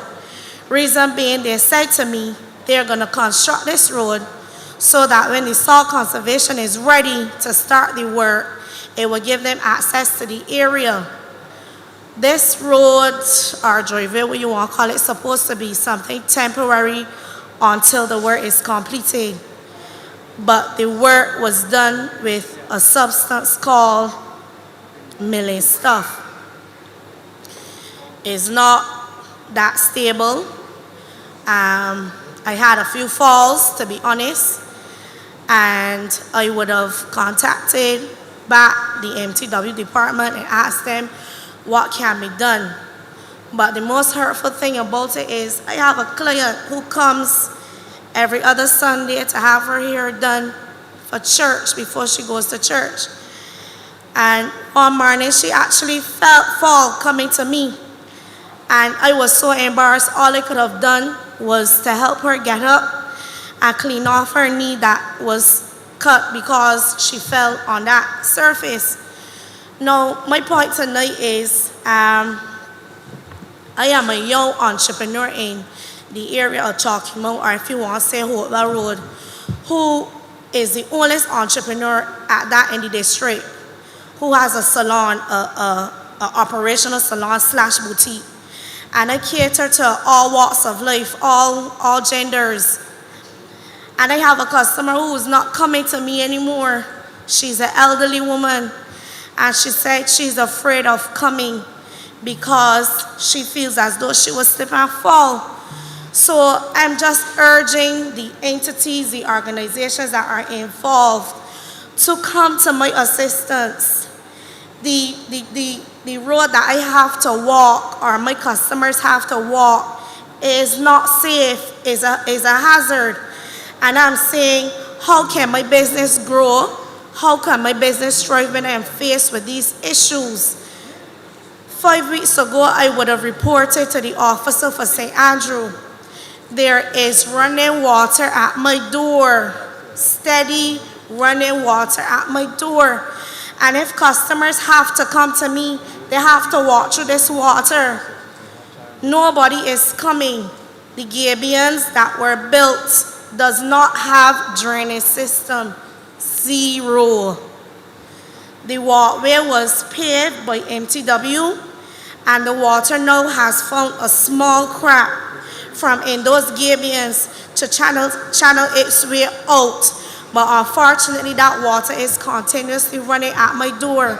So I am literally at the mercies of MTW, the Soil Conservation. It's a stretch of road from Chalky Mount Bar to the corner. I'm not the only entrepreneur on this stretch because there's grass below me. There are old people, there are pensioners, there are disabled people on the same stretch. And I am here, although none of my neighbors are here. I believe that I can be an advocate to attest to what is going on. And all I am asking is for you all to come and complete the work. I can literally push my hand in the gablings and play with the water. So you know the water is gonna bring mosquitoes. And if you have to come to me for a service or you are coming to me to purchase something, you have to walk through that water. I think we've heard you, ma'am. I'm going to deal with the soil conservation allegation very seriously. I've checked the estimates. Soil conservation gets $7.4 million voted for it this year. Of that, $4.5 million is wages and wage-related expenditure, and the other $3 million is to do its work. So rest assured, I shall follow up on that. You said that Mr. Tudor and Mr. Patrick came and started. Mr. Tudor, and when are you going to finish?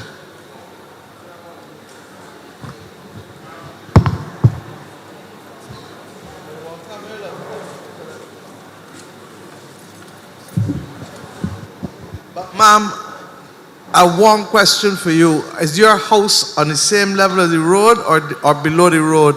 Because that may also be part of the issue too. But go ahead. Right. The house is below the road, as you said.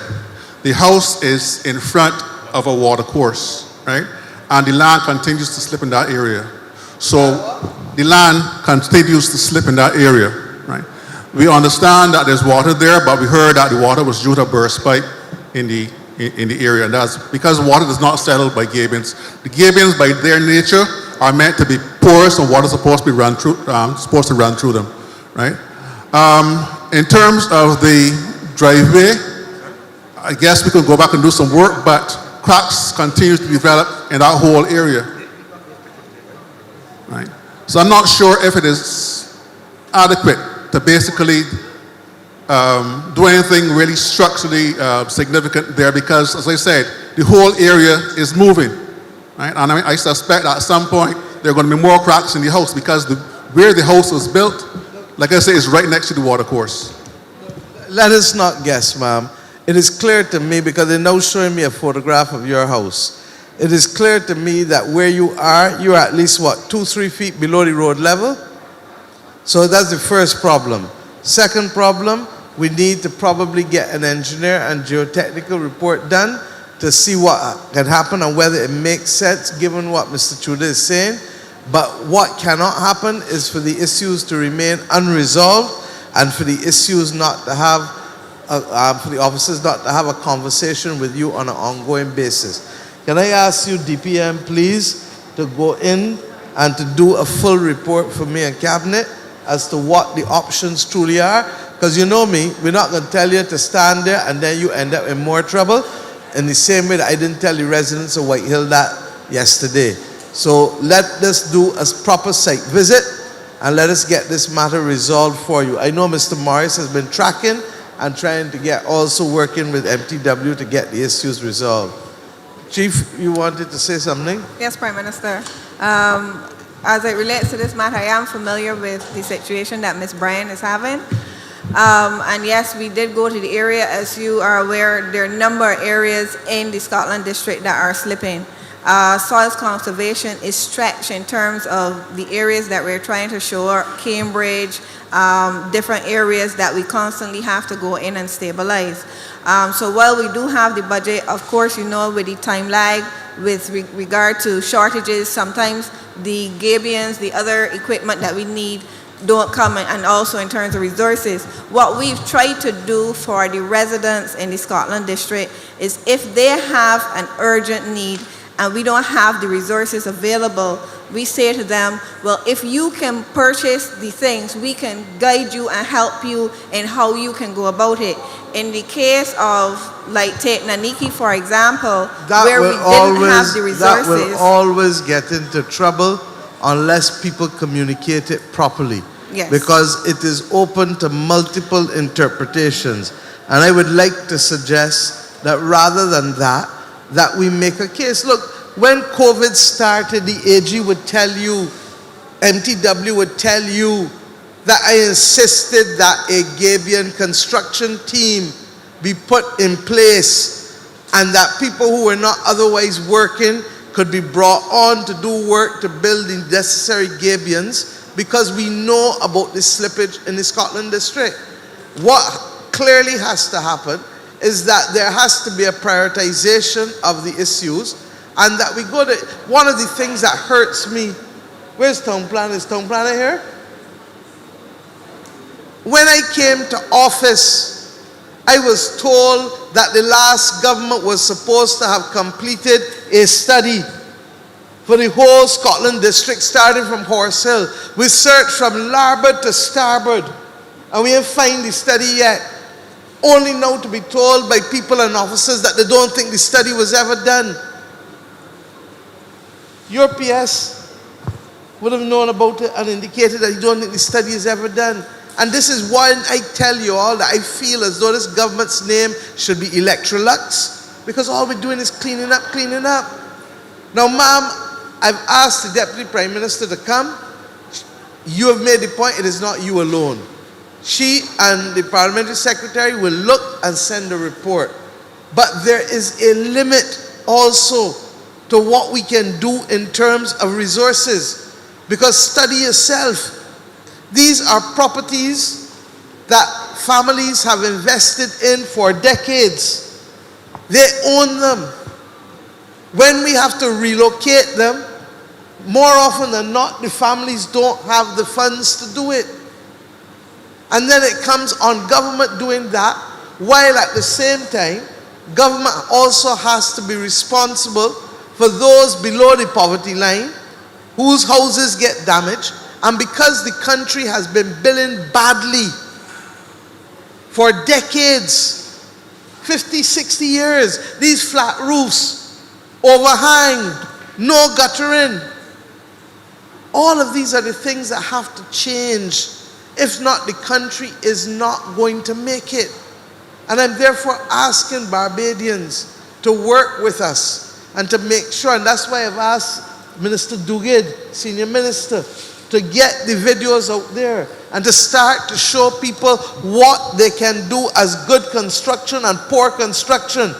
Us getting the, we call it the hurricane straps out there for those, because you can't put the strap on a house that's rotten, but the ones that we can put them on. And that is why we are working, AG recall, to deal with a portion of the catastrophe fund to avert catastrophe.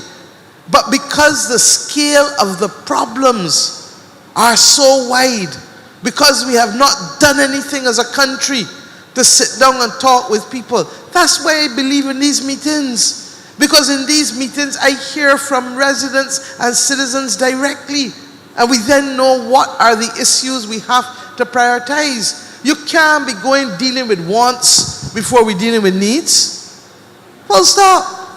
So, ma'am, I apologize on behalf of everyone for the length of time when he started and stopping, but I am asking the Deputy Prime Minister to come up there and let us make a thing.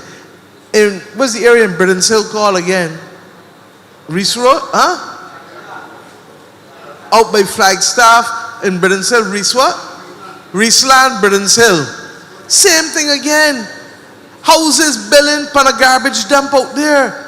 Road cracking, and the houses right below the road level, 2-3 feet. Philip yesterday asked you when we were touring, when you build below the road level so deep, doesn't the water come off and flood into the houses? And that's what we're trying to correct, ma'am.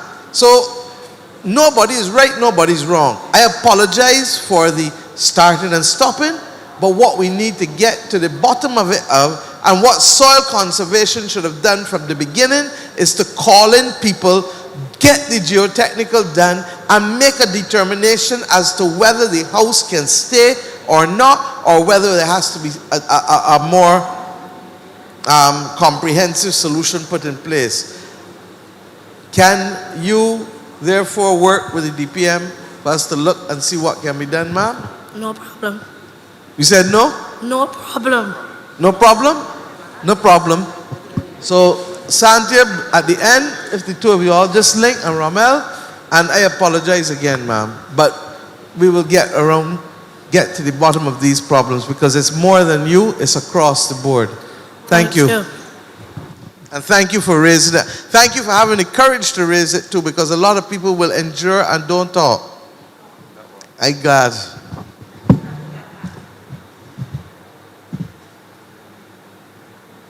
Hi, good evening, everybody. I'm Dr. Laura Smith. I'm a social and community worker. I work throughout Barbados, and I work with several families here in St. Andrew. And I'm here on behalf of one of the families, which is a very vulnerable family. I tend to work with the most vulnerable families in Barbados, and those being single mother families, often with special needs individuals. And I'm here on behalf of Carrie Bryan, who's sitting next to me. She didn't really want to come. But since we were talking about stopping and starting of certain projects, I really wanted to come and discuss her case quickly and see what could be done. What I will tell you, Laura, is that I don't take public discussions of individual cases in these meetings. I don't even go and take photographs for anybody whose house is burnt, because I don't believe that people's business should be made public to the world. But my personal assistant is there. Thank and you. I'd like you to go with her to her, so that we take much. this information in a way that retains the dignity of the individual who is affected. I really appreciate But that. I also want to thank you for coming forward and helping the family with the cases that you're doing. Thank you. Thank you.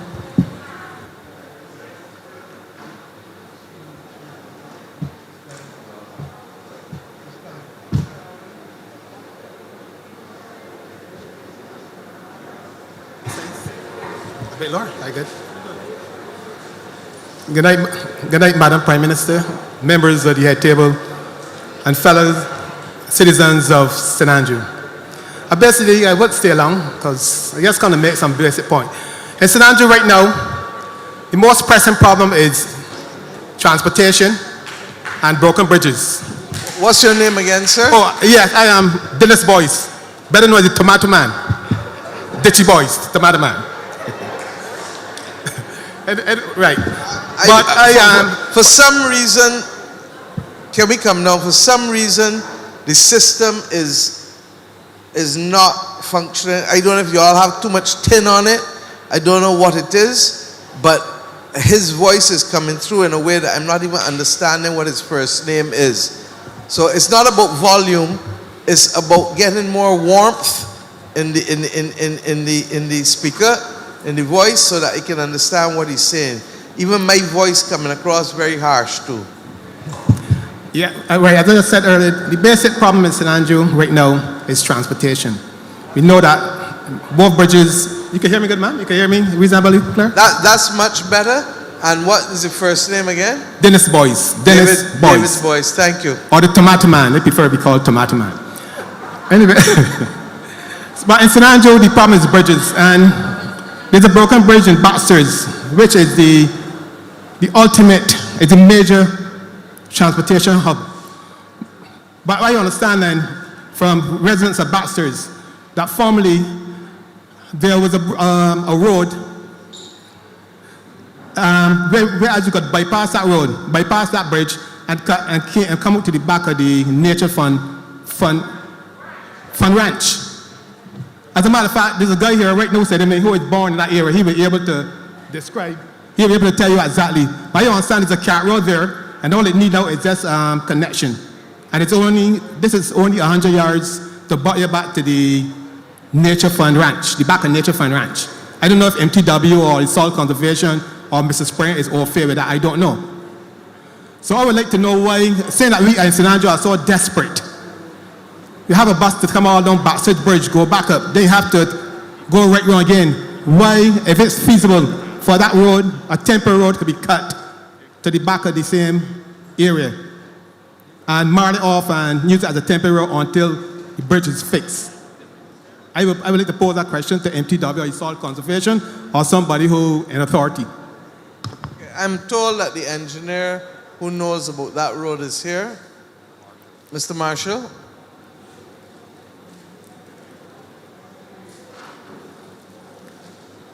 Would you like to come and address it, sir? We can come back to you, Mr. Boyce, but we'll let him address so that you're aware. Yes, ma'am. And then MTW can speak to their program with the bridges. I know that we passed Borden's Bridge yesterday, and that started, and they know that there are a comprehensive program for bridges in St. Andrew and St. Joseph. But go ahead. Hello, good night, everyone. Glenn Marshall from Ministry of Agriculture. I am Glenn Marshall from Ministry of Agriculture. Yeah, we are aware of the bypass, as you described it. We actually walked the area with the MTW and their team. There were some issues in terms of they will have to be cut in certain areas, fill in certain areas to get over water course. And as far as I'm aware, that decision still has to be determined in terms of a cost and timing and that kind of thing by MTW. The ultimate right now is not at Soil Conservation Unit or Ministry of Agriculture. There is a budget that's to be determined to move ahead from there. Maybe MTW could speak towards the actual status. But Mr. Marshall, okay, fortunately for you, you don't live in St. Andrew, but you don't know the agony. Honestly, I don't think you ever would experience the agony of coming all down by Baxters and then going back up and come around the bus. You said that's a technical issues, but the point of connections is only about 100 yards. Understand? The Soil Conservation has a lot of new machineries. Lot that perhaps does nothing when it does come. I don't know. I'm not saying that. What I'm saying to you, I believe that no issue regarding my people in Belpin, St. Andrew, should be without no paramount importance. Because, as I said, you have the equipment, you have the personnel, and right now they're digging up the Shoei village, and the mire filling and such like could also be put to rough up a temporary road until the permanent bridge is done. And I understand from people in Baxters. Yes, ma'am? No, I'm saying we hear you, but with all due respect, he can't answer you, so direct your concerns to me and the Ministry of Public Works here. Yes, Madam Prime Minister. Minister. So I'm fairing the officer now. In the same way I will hold them accountable, I will also defend them strenuously. Yes. So believe you me, let's cool down and let's have the conversation. MTW, are you in a position to speak to what happened at that road? And the thing, Rommel, speak. You just spoke with, you all know. He's referring to the Thompson Bridge. There was discussion about Thompson Bridge. The Thompson Bridge. Thompson Bridge. We call it the Thompson Bridge, yes. The one that's broken down, right? That bridge. Right. Thompson Bridge. You're referring to the Thompson Bridge. Yeah, okay, sir. And there was discussion around alternate road through on the what we eastern side of the Thompson Bridge, and through the Nature Farm Ranch. Yes, like same road. I heard mention of that when I first came back and went into Bruceville. There was discussion about having an alternate road cut through there. So I don't know. One was done in St. Joseph. They had abandoned the one by Dr. Smith in St. Joseph. They cut through the forest and George River, and so I understand that is only 100 yards to connect the two. So I just wonder why the alternative road cannot be temporarily cut until the permanent bridge. That will save the Pacific St. Andrew a lot of suffering. Yeah.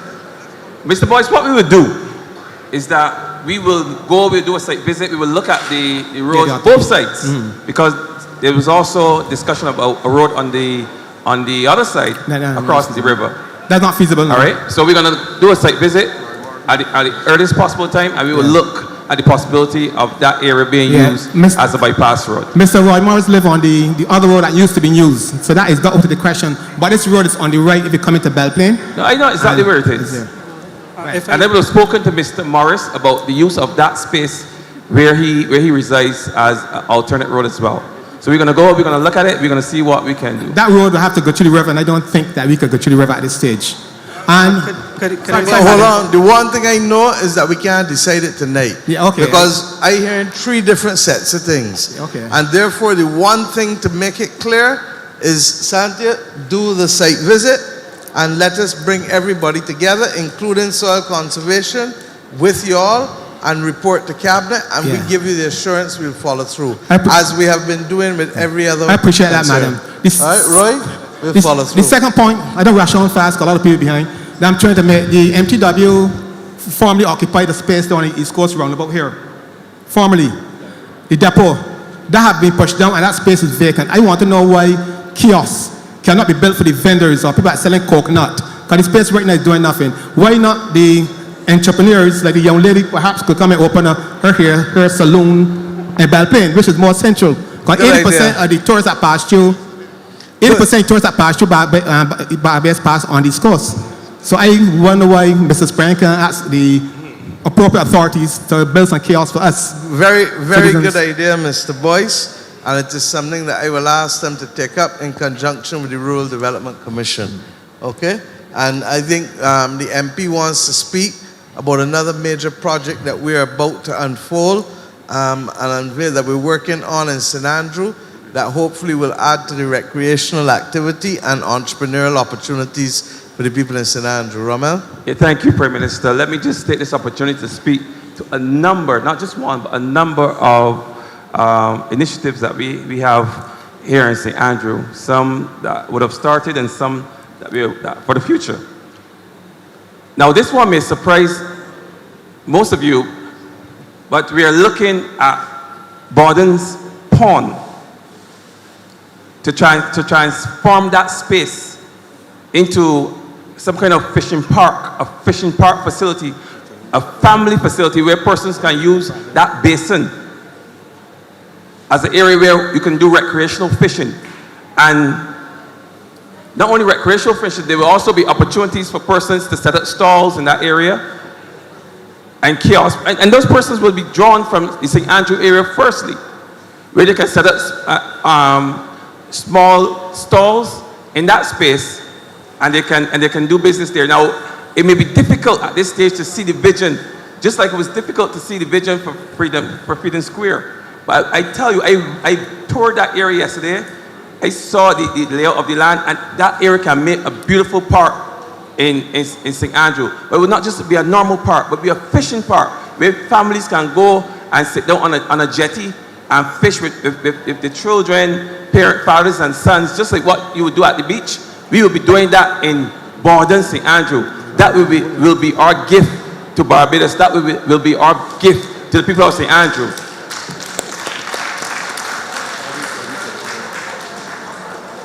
I said it at the beginning, I will say it again.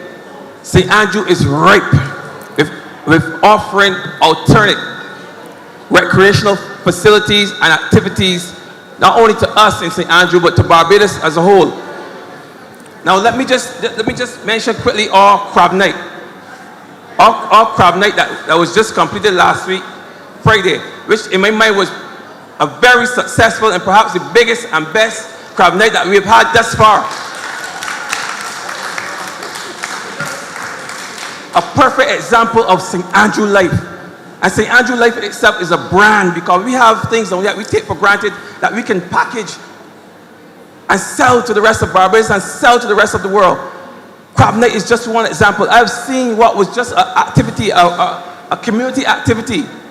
It has been elevated to something that has attracted the attention of the BTMI, has attracted the attention of the Minister of Tourism, has attracted the attention of Barbadians of all walks of life. I saw came down to St. Andrew last Sweet Friday to enjoy what we in St. Andrew take for granted, what we have been doing for years. And that's just one of the things that we have to offer. We also have our cookout experience where we have all forms of outdoor cuisine. You can go into Long Pond, you can fish in the pond, you bring that fish out on the beach and you fry it or you roast it, you prepare it right there on the beach. But we don't have to just restrict it to fish from Long Pond. We can have any kind of outdoor cooking. We can have a whole day where persons who specialize in barbecuing, roasting pig in a box, roasting breadfruit, roasting potato, roasting corn, whatever you can do outdoors, we can have a whole day of that out here because we started that here in St. Andrew. We can package that. We can also offer that to Barbados and to tourists alike because we have those kind of unique experiences here in St. Andrew. My final point, not crossing that. My final point. Let me just. Oh. Can I continue? My final point I'm going to make, right? The Ashby Jordan Tutorial Farm, which normally, I think Allen School used to lease it. It's located on the beginning of St. Simon's, right? It has run into a state of disrepair. The structure, the water facility is still there. The Prime Minister puts a lot of emphasis on food security. We know that, and that's the only way to go. We have to feed ourselves, and as she always said, we have to eat what we grow. And I wonder if this facility out there, the Allen School, why the Allen School now have come over here, why that cannot use as a training ground for small farmers? Because one of the basic problems we make in Barbados, we allot land to farmers, but yet we take them and throw them at the end. Agriculture is a science. You just can't put a seed in the hole and expect it to grow. They need pesticides, herbicides, boron, magnesium, potassium. As a matter of fact, let's wait for it. They can speak the whole thing on it. And it's quite unfair to take these farmers and throw them in. They are doomed to failure. Within 2 weeks, the grass grows up. You got systemic herbicide. You got Roundup. You got no winter use. You understand? So why can't we use that farm as a training facilities? Even we open it, say one day, a Saturday morning for 2 hours, and tell the youngsters, well, come over there and speak to the tomato man. The tomato man will tell you what to put on fertilizer, what nitrogen, potassium, magnesium to put on. You speaking between you're speaking fast and a bad speaker system. Oh. I'm picking you up one in every 4 words. Oh dear, I'm so so I assume that you said that there is a abandoned farm somewhere down this side? Yes, the Ashby Jordan Tutorial Farm, which formerly belongs to the Allen School. Fine. Right. So the Minister of Agriculture and the Chief Agricultural Officer are here. I know that in the feed program, they also have training and support through the extension officers, but I hope that they have heard you and that they will take under consideration the recommendation and that they will go and visit and see what can be done so that they can increase the number of persons who can benefit from the training as you've recommended. Yeah, thank you, ma'am. Okay? I'd like, before you leave, that's why I suspect you're offering yourself too. So before you leave, I would like you to come there next to the minister at the front and go and talk to him and let us get going. And let's be very clear. No, I'm serious, ma'am. I'm dead serious too. Yeah, you all saw the minister and I came back from the Agri-Investment Conference in Trinidad. We then went to Boa Vista in Brazil. In Brazil, yes. I stayed a few hours and left him on with the Chief Agricultural Officer and told them stay on for the extra day and a half. They are an hour and 45 minutes from Barbados, but they are landlocked. They can't get the produce out to the market, even though it's cheap, because they got the benefit of tens of thousands of hectares. When a man tells you 1,000 hectares or 5,000 hectares. You understand? Now we will work with them also to be able not only to get cheaper food for Barbadians, but also to work and develop the agricultural practices. Because with the artificial insemination, they have been doing a lot of work there. They can work with us to get our pork production back up. They will work with us as well to deal with the other aspects of artificial insemination for the other livestock that we've been having difficulties with. Sunday night, 9:30, 10 o'clock, the chief agricultural officer had me walking about in an abattoir, dressed from head to toe in the dark with white all on, because we're trying to see how we can upgrade the Southern Meats abattoir here, because quite frankly, it is out of, I don't even know what to say, out of what, but it needs modernizing.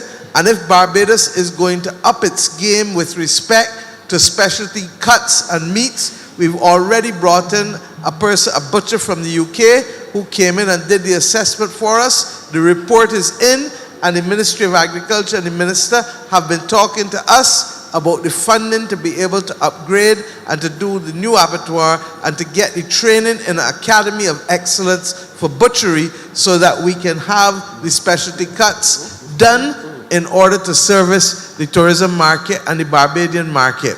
The prices are significantly lower than what you would find in North America. The problem is for us to solve the logistics and the transport.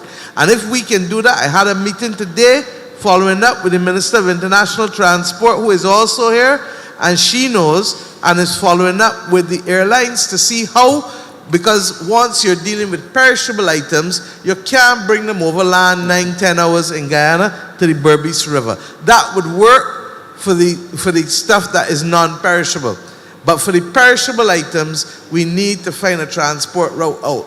I'm saying all of this to make the point that the world in which we live is changed significantly. And I keep making the point that the new oil is water and food. And we have to get back to a point where we take control of ourselves. The minister, I'm going to ask him to speak to Project CARE. That's not like the feed program. The feed program is for farmers who want to go on and to even be able to expand and to do that as a significant way of living. But because of how hard things are, the Ministry of People Empowerment, working with the Ministry of Agriculture, decided that we have to be able to do some things to help Bajans who really catching it, to be able to keep their heads above water. Now, there are some of the people who would come into the training program that you're talking about, because nowadays, many of us grew up, people got to take out stock. I remember growing up, both of my grandparents had rabbits, they had chickens, they had all other kinds of things, every fruit tree you could possibly think of, all kinds of things. Nowadays, I go around the country, and a lot of children don't know anything about raising livestock. A lot of children don't know nothing about rabbits. A lot of children don't know nothing about ducks. A lot of children don't know nothing about other than the fact that you pick up chicken in a supermarket and you eat it. How many young children have ever seen a chicken get killed in this country? You understand? And I remember all of those things vividly as a child. Now we have to find a way, one, of exposing all households to it, but two, created a platform for those who are serious about agriculture. Barbados' constraint is water. We are a water scarce country, one of the 15 most water scarce countries. But in spite of that, Israel, which is also water scarce, has found a way to deal with themselves and to feed themselves and to do all that they have to do. And I believe we can do it too. So that when you hear the government talking over and over, and we're trying to build partnerships with Guyana, with Brazil, with Trinidad, with other countries, it is because we feel that we are looking a gift horse in the face. Every square inch of this land should set out to be productive. I told the people from BADMC, asked Rommel yesterday, Turner's Hall, they got 2 years to get it fully back into proper gear and production. And the same people at Joe's River that doing the bananas how Joe's River now is so productive and producing 40% of the bananas in Barbados. Work with them and bring Turner's Hall back into production. Leave some also then. I have promised the people in Belle Plaine here, the fellas right there by the housing area, they asked yesterday, 2 of the shade houses that coming from Guyana, going down there to them, and Rommel is already talking to the church about having access to the land for the rest of them to use it. Therefore, your idea to be able to have the farming school here in St. Andrew at the bottom is something that we can work with. Santia, as Minister of Education, you were working and did a lot of the work on the Hope project in St. Lucie by Peter Phillips, which we are working on the Chinese to be able to do more formal training and education in agriculture for people. But we have to get away from the fact that we were brought here and that agriculture has the stigma associated, regrettably, with slavery. We now can control our destiny. There is no great civilization that has ever come about without being able to do what?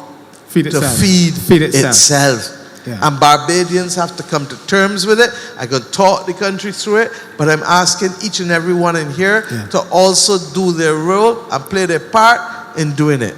Finally, agriculture is a very lucrative business. There's lots of money to be had. I won't tell you how much money I made, but there's lots of money to be made. You're smiling, so that means you're making well. Indar? Talk to him, please. Thanks.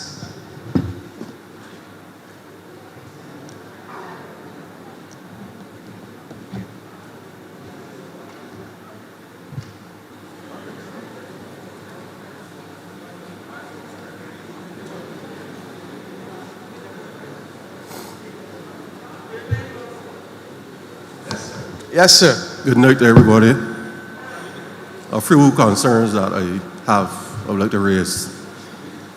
I heard the Deputy Prime Minister say that she ain't hear anybody speak on the... What's your name, sir? Ruben Steely. Ruben Steely.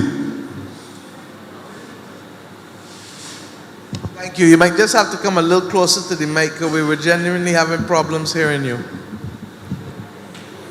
Any better now? Yes, sir.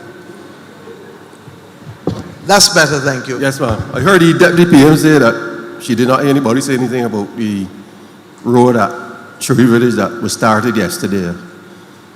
One concern I have, we're going to have a dust problem. And there's some asthmatics, and their medical bill might escalate. The Water Authority did some work over there 3 weeks ago, and there was a water tank wetting the road every 15 minutes. We did not have that problem while the Water Authority worked out there. I hope we can have something done with the C.O. Williams crew who have started so that we can have that road wet down as regularly as possible. As one. Thank you, Ruben. I assure you that we will ensure that Cole Williams, C.O. Williams does a similar thing because we understand. Our better job. Our better one. Even better. Correct. Rest assured. Number 2, you mentioned that there's going to be a housing project on a parcel of land. I saw it partially yesterday and I heard about it yesterday. I feel we have to talk because that land is being used by farmers at the present time. On one hand, we are hearing agriculture is the next best thing for Barbados, feed ourselves. But if you come in now and you put all concrete, where are the farmers going to put their sheep? So I think this can be resolved if we can have a conversation as it relates to where you're going to put the farmers. Because we can't wake up to... Absolutely, Mr. Seeley. And in fact, Mr. Lord, who isn't here now, but when he spoke yesterday, we talked about doing also housing that would allow for small scale farming at the back of it, because we're conscious that if the density is too high. Raymond, you want to talk? Because you can say it better than me. Thanks. We're going to let you come back to the mic, Mr. Seeley, but your broader thing for pasture is what I'm also hearing, and we will also help you find something for that too with the sheep.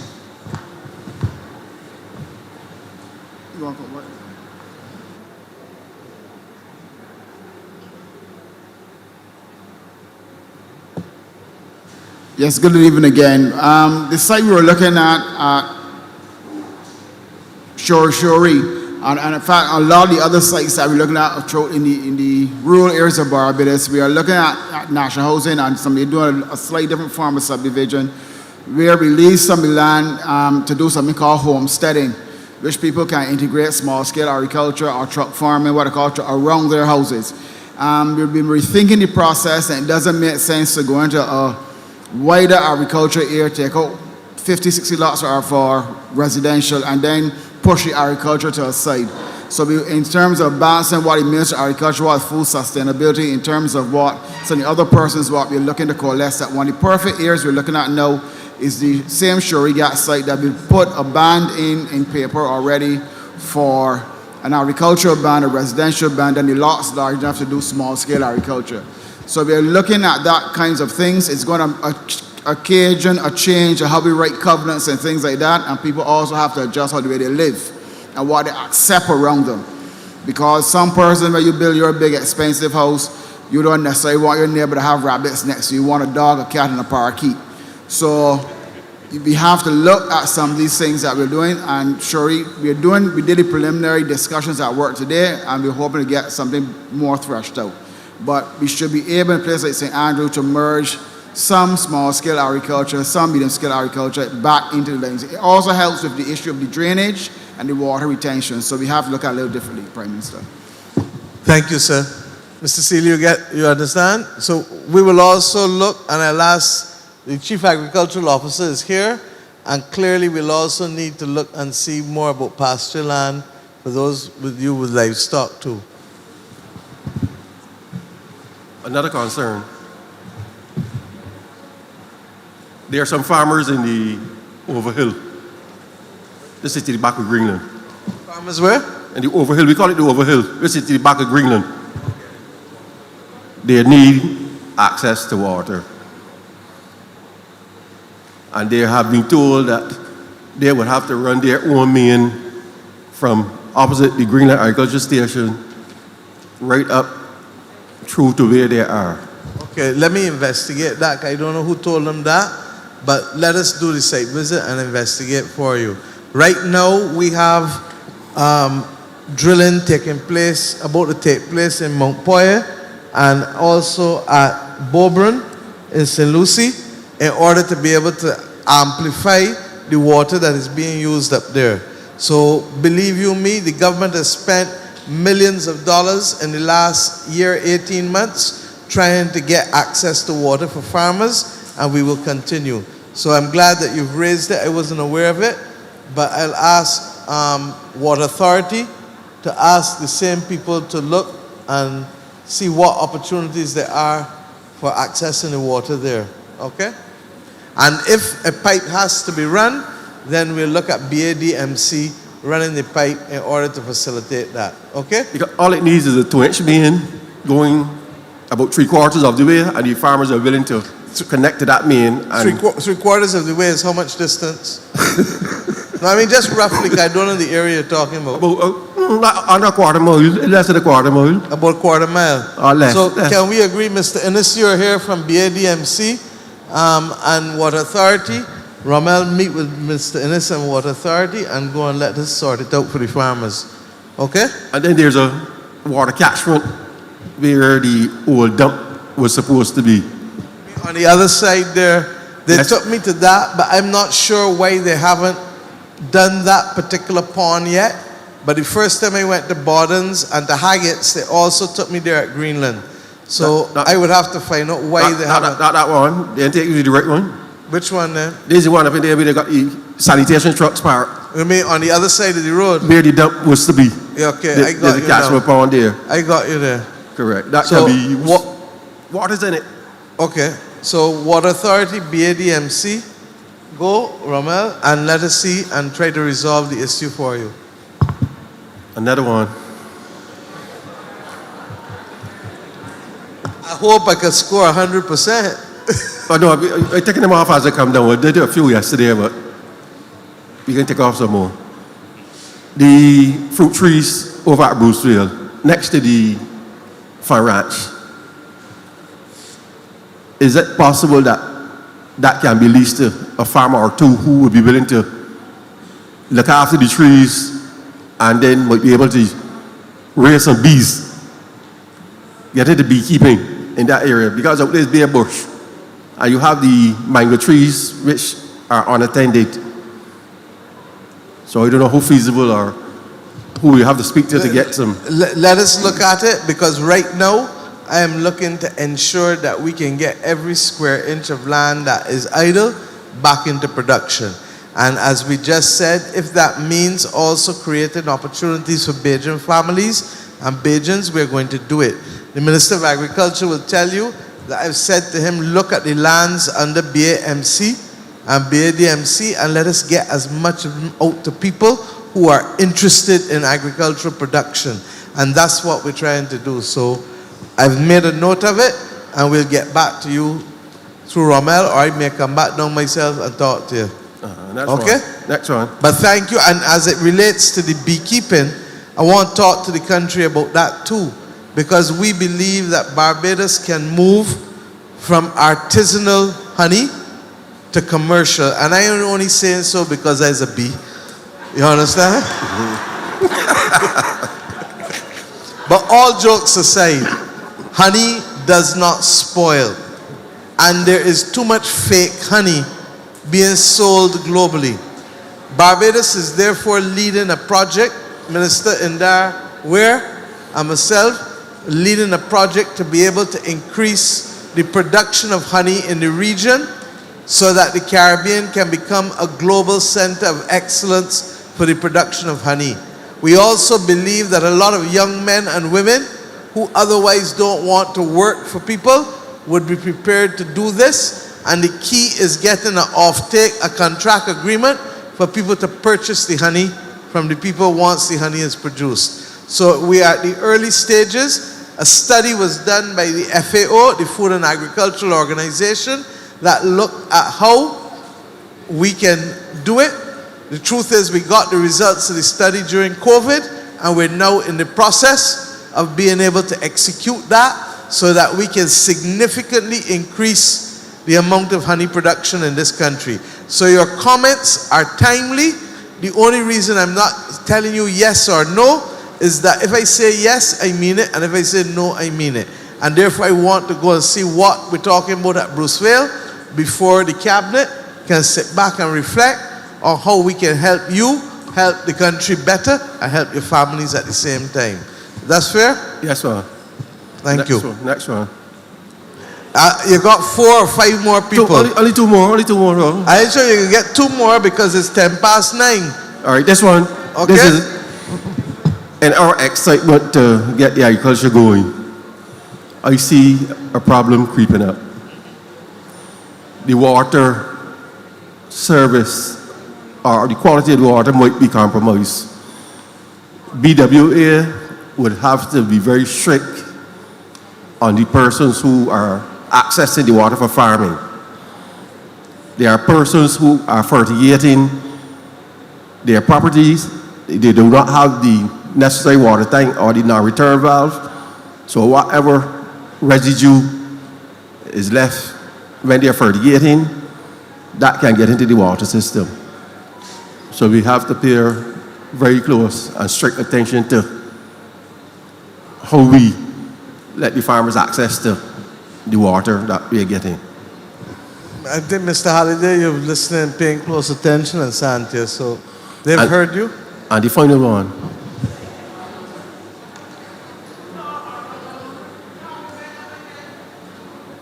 Speak, go ahead. How many water companies do we have in Barbados? How many what? Water companies do we have in Barbados? Water companies, as in water authority? People that can sell water. How you mean? People who can sell people water. Well, I don't understand what you mean. 'Cause as far as I know, I got the Barbados Water Authority.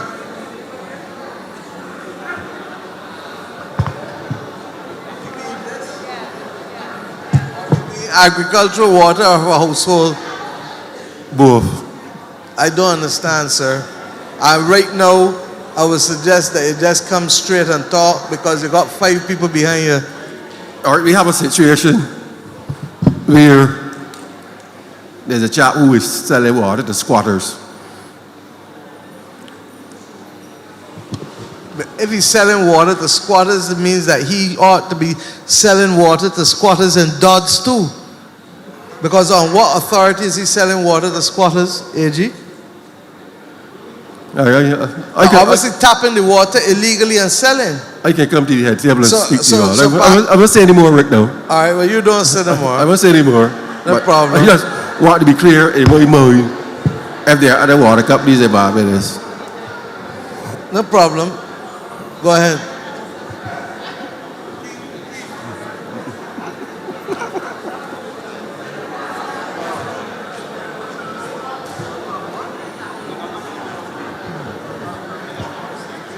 Hello.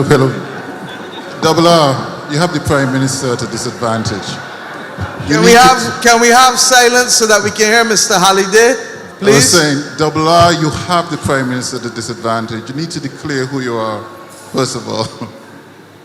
I think if you do that, at least you'll be on an even field. Double R works for us. Not hearing you or understanding you. Sorry, I was saying Double R, Ruben Seeley works for the Barbados Water Authority. So much of what he's referencing comes from his daily activities or his daily work. I think you need to at least declare that because then you have the head table a little bit of a disadvantage. With respect to the Greenland area, there's no... Not a disadvantage. He's helping me. Okay. Because he's telling me that somebody is carrying away water and selling it to squatters. So he has helped me, Mr. Halliday. Yes, please. So, what I would want to ask, is this something that has been reported internally as yet? Speaking. We can talk one-on-one. It's all right. Because we're not hearing. Mr. Seeley, we heard you. Thank you. And it will be investigated. No problem. I appreciate it.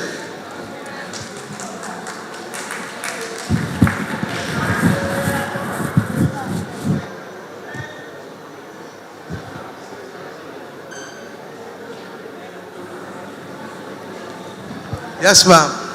Good night. My name is Shanice Prescott Henry. My concern is about. What's the name again? Shanice Prescott Henry. My concern is about the project for the ELSA, for the houses. I lived in Bright Farm, St. Andrew. When ELSA came, behind us slipped. Me, my boyfriend, and my son. We got moved from there to St. Philip, the Labour College, for 6 months.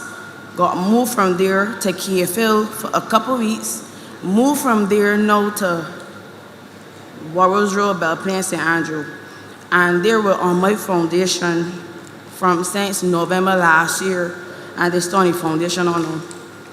You haven't gotten any further? No further. No problem. We will do a site visit and find out what's happening.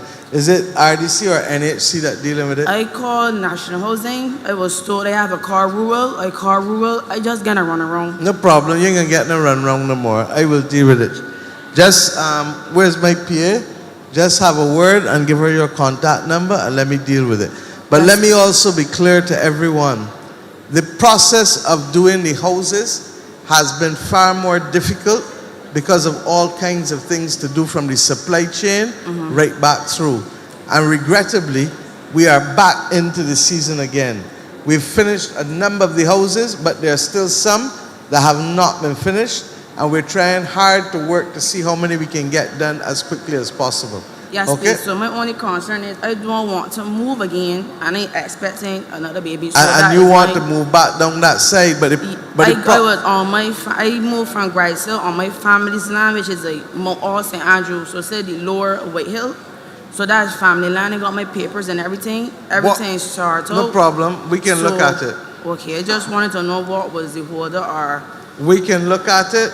What happens is that, as you know, the government, for persons who have lost, those who cannot afford to build back, we build back and enter a lease arrangement with you for 10 years.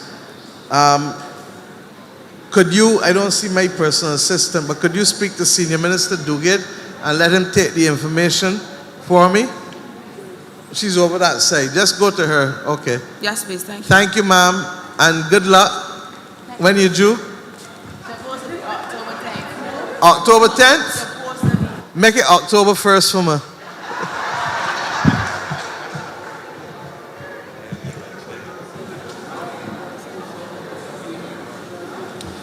Good night. My name is Eglin Murphy. I'm a resident of Shorey Village in St. Andrew. I have two issues. The first one, for years now, we have been without lighting from the corner of Dublin Village to Greenland. Due to the fact they were saying that the copper was stolen. Now, if you are taking the Bathsheba bus to Speightstown, after it gets dark, it is so dark to have to go and stand at the bus stop by Greenland with no lighting, bush around, but yet still, they can't get copper to replace the lighting for us. And this is more now than 14 years, you may as well say. My second issue is this. I am the proud parent of a special needs young adult. My daughter is enrolled in a day program in Black Rock. For 10 consecutive days last term, those children were out of school because Transport Board canceled the bus service. My understanding is this, that when they need a bus to go somewhere and they're short, they would pull that call a ride bus for the special needs children. These children cannot take public transportation on their own. You will look at some of them, like my daughter, and you will never know that she's special needs until you try to interact with her. She looks like she is 11 years old, but in reality, she's 20 years old. It is not fair to us parents who are trying to equip these children with daily living skills in the event that something should happen to us parents, to deprive these children from learning a skill or getting a better education. They are entitled to it. They will take the bus and they will send it to the schools where the children don't even want to get on the school bus. In the meantime, our special needs young adults are suffering. I hear you. And I am begging and imploring for this coming September. You don't need to beg, ma'am. You don't need to beg.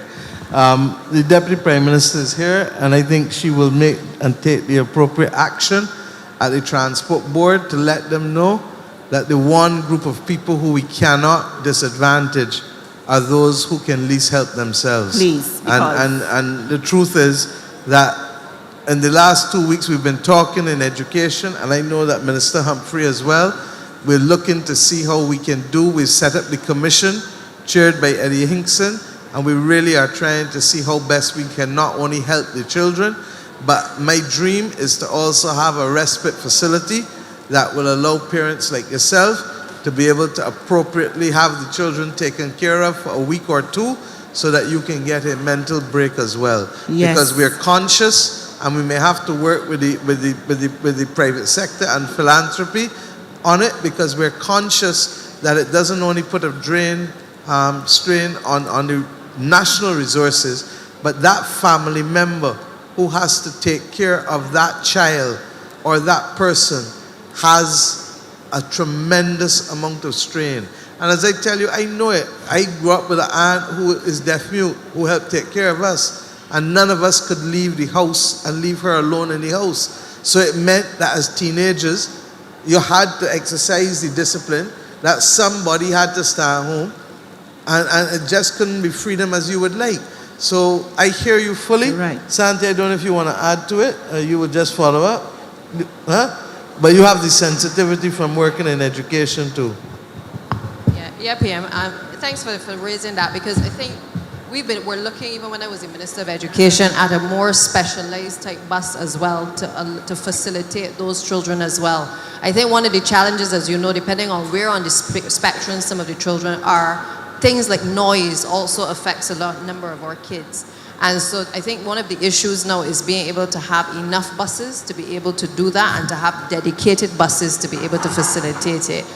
We've had some discussions about also opening up to the private sector to be able to encourage people to actually get into that as a business as well, so that government alone doesn't have to do all of the facilitation of that type of transportation as well.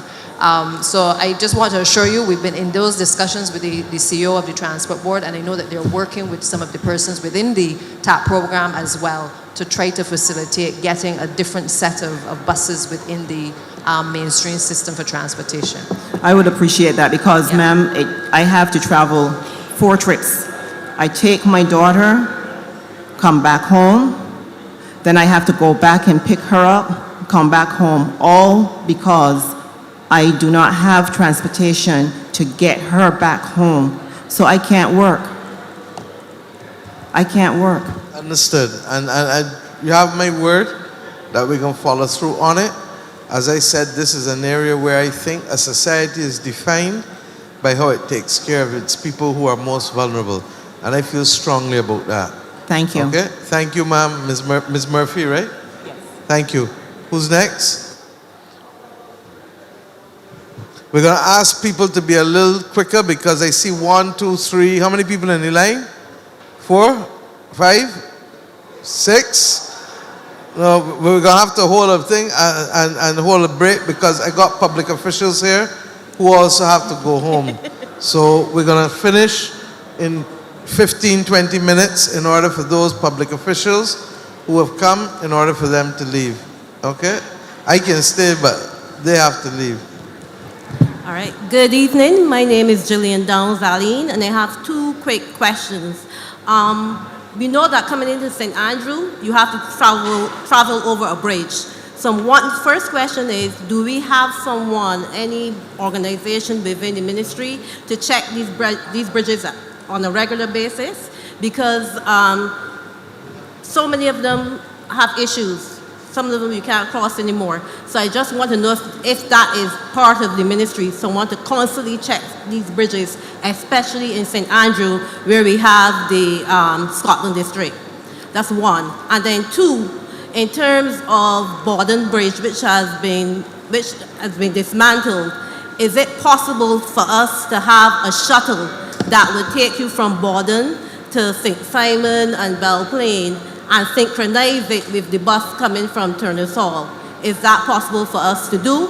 And lighting, because you have person walking from the T-junction at the end of Rock Hall to Borden, and that's about a mile. There's no lighting, and any person parking there waiting for someone on the bus or anyone walking there needs to be some level of lighting. So those are the issues I have. Thank you. Thank you, ma'am, for the question. 2 things arising out of that. The first is that both Rommel and I discovered that I think it wasn't since the 1970s that there was a full report on the conditions of bridges in Barbados. And one of the things that we set about to do is obviously to make sure that those bridges were included in the Scotland District Road Rehabilitation Project as well. So there are about 15 or so bridges that are included. That we've identified that will be done within that program when the roads and drainage are also done. But there are also bridges that fall under MTW that will also be included in obviously ongoing works within the St. Andrew area as well. So will they have someone to constantly check going forward? I mean, right. So again, I can talk it straight because I only know how to do so. The challenge has been the maintenance and the inspection of the bridges over time. And I can't sit here and tell you otherwise, and I don't think any of the technical people can do that. But what we have recognized is that the condition has also obviously deteriorated to the point where, as you know, many of them are out of commission. And what we want to do is that the ones that are actually not in as bad a condition is to make sure that the areas surrounding those bridges are cleared and cleaned and also that we can get some subcontractors as well out there to be able to start to do the works on these bridges. Now, again, these are areas that require a certain skill set in terms of it's very technical, designs have to be done. It's not just as straightforward as just mixing, concrete and basically going and building bridges. Equally, we've been exploring doing these steel bridges as well. We have one that we've put down that is due to go down at Bordens. But we are exploring those as well, because when we came to the ministry, we discovered that a number of these bridges had initially been treated as temporary bridges. But they were there, they've been working, they've been lasting rather long. And so that may be a temporary solution to be able to assist us in being able to get some of the access points working again. On the level of preventative maintenance, Mr. Trudeau has been tasked with basically working with the depots and again the subcontractors, because that is not work from what we have assessed that can be done solely within the Ministry of Transport. It simply is going to require us to outsource and then to have the ministry being in a position to provide the oversight that is necessary to make sure that the inspections are done and that the work is actually carried out to the standard of the ministry. So I hope that answers your question. And the second question, the shuttle, in terms of the shuttle, can we coordinate that? Yeah, I think that's something that we can, I don't think the CEO is here, but so we've noted it, and I will certainly let Dr. Springers follow up with Thank you. With us on that.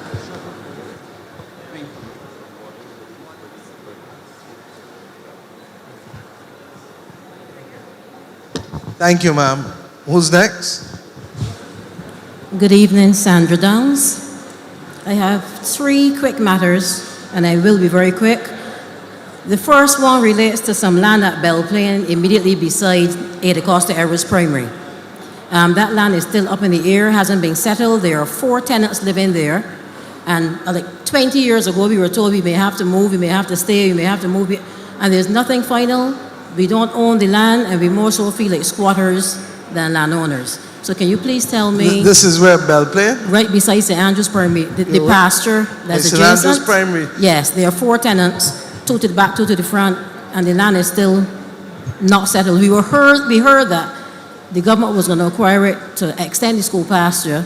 That hasn't happened. We're still there, but no ownership. You're aware of it? Okay. We're not aware of it, but if you can come after, I can arrange for a site visit, and we can get to the bottom of it. Up to yesterday, we had one person whose land, for example, in Bruceville, had not been conveyed for 25, 30 years. We're dealing with it now. And in this instance... It was you. Yeah, Ruben. In this instance, we have 2 of the residents who have been there more than 60 years, 60, and they still don't own the land. And who previously owned the land? Some Fosters. But the government acquired it compulsorily more than 20 years ago. So the government owns it? So we haven't heard anything yet since then. No problem. So We'll that's check. the first, right. What's your name again? Sandra Downs. Sandra Downs. Okay, once again, could I ask you to go to my PA so that we get your contact number and can follow up? Which is who? Where is she? She's out there. Okay. Okay, right. Shanta Right. Kadagan. And secondly, my second quick point is I have issue with the lack of educational and training opportunities within the parish. And I can stand here boldly and say that the last skills training program we had was like 40 years ago. There's no skill training, no opportunities for development, educationally or otherwise. And I really think it's time that changes. We shouldn't have to go to Spikestown and all other community centers to be able to gain a skill. And I agree with you, because you have a full school plant that's shut down every afternoon, every weekend, and every vacation. So let us work to see what we can get Barbados Vocational Training Board to do. We already had, I think, the gentleman who spoke earlier, who recommended us doing the agricultural facility for training. And I have leaving St. Andrew with a clear understanding that while we've put the health services in, while we intend to put the police services back in, while we're dealing with the roads and bridges, that the people of St. Andrew also want substantive training and other activities. Very much so. We're doing the tourism and the recreational activity. So believe you me, we're trying to make wrong things right that have been there for a long time. And a community center is crucial towards all of that. My final point, quickly, is that in my view, and I've lived in St. Andrew all my life, in my view, St. Andrew is almost seen as, I see it as the poor relation, the poor cousin, in that what other communities have and expect to have and take for granted, we don't have. And I am almost fed up with the fact that we don't have a functioning community center.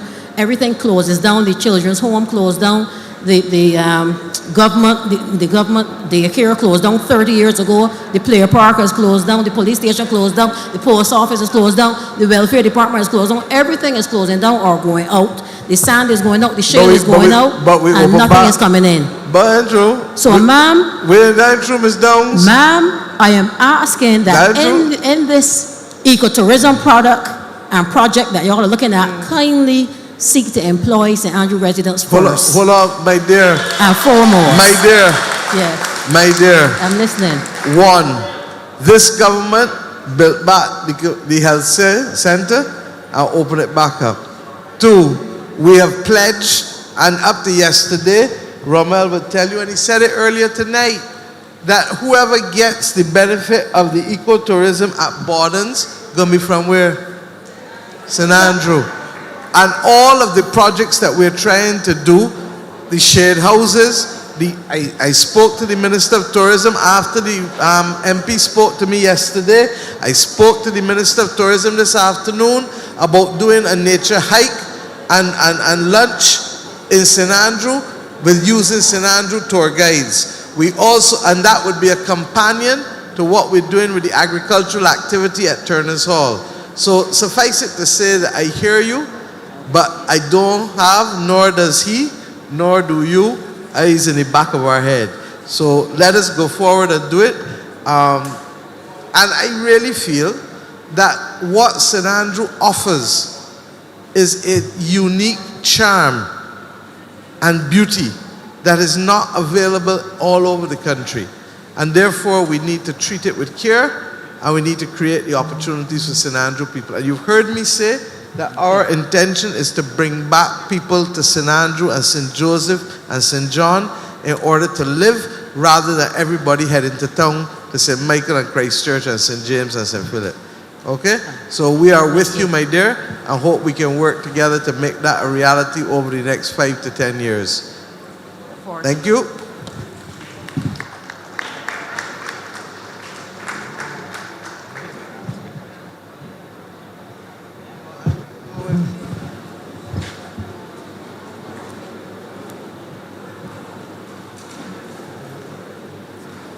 Good night, Madam Prime Minister, other members of the team who are here with you. First, ma'am, I want to congratulate you on your successes over the last many months. The Time magazine recognition as one of the most influential women in the world. We want to congratulate you for that. We also want to congratulate you as well for the role you're playing not only on the Caribbean stage, but on the international stage in terms of representing Barbados, representing the Caribbean, and indeed playing a major role in what's going on in the world today. Again, we want to thank you for that, ma'am. I am a proud citizen of St. Andrew. I was born here. All of my formative education in Barbados was acquired right here in Belle Plaine, the boys' school, and then, of course, here at the Alling School before I left to live overseas. I lived. What's your name, sir? Dennis Smith. Dennis Smith. Mr. Marshall should know that. Dennis Smith. I left Barbados back in 1972, a few years after graduating from here. So I've lived in the United States most of my life. In Washington, D.C., ma'am, and while I was there, I played a major role with the association there, linking with the embassy as president of the organization there, and of course, playing a role for Barbados and Barbadians. I always prayed to God that I would get the opportunity to retire back to Barbados. I prayed every day, and I've been blessed with that opportunity. I've been back now for 12 years, and I'm very proud about that. I'm happy about that, but I'm sad at the same time because it seems like time has passed and left my parish behind. Behind. As I drive across Barbados, I see so many things that make me proud. But when I drive through St. Andrew, what is there to look at? Except for the center, the medical clinic that you just remodeled, there's nothing else. And how can that be when St. Andrew has built this country? Every day from the time I was a child, every day we see sand trucks up and down, about 100 sand trucks a day, taking the wealth of St. Andrew to build Barbados. And what have we gotten back for it? What have we gotten back? What have we gotten back? About 2 months ago, while listening to the debates in the House, I heard Minister Bradshaw say that there are 21 bridges, ma'am, 21 bridges that are in total disrepair in St. Andrew for Mr. Marshall and his constituency. 21 bad bridges in St. Andrew. How are people going to come back down here? How are people going to come back? If I live here now and I have for any reason to go to Cane Garden, ma'am, how do I get to Cane Garden? Do you know? I have to go through Dark Hole, another hellhole, Dark Hole. I have to go way up to the top of St. Joseph. Don't ask me what that place name is, Mr. Marshall. I don't know the individual districts. I've been going too long. But I know I go up there. I have to turn across it at Bloomsbury and then come down Sturgis to get to Cane Garden. Now, when that bridge was closed, we were told, oh, it's going to be closed for a year. Now, in St. Andrew, we know when we hear those things, what they mean, because we've heard it all our lives. Has it been 2 years going on 3 now that bridge at Baxter's is closed? We're not talking about a bypass bridge. We're talking about a real bridge that we can traverse comfortably in and out of St. Andrew. Recently, we had the one at Bordens fall down there. All of us like, oh my God, now how do I get a bridge down now? All the arteries are being shut down one after the other. Well, as Mr. Spring would know, they built us a temporary bypass, but as soon as the rains come in, that's going to be washed away. What efforts are being made to get those 2 bridges back up? What efforts are being made? Okay.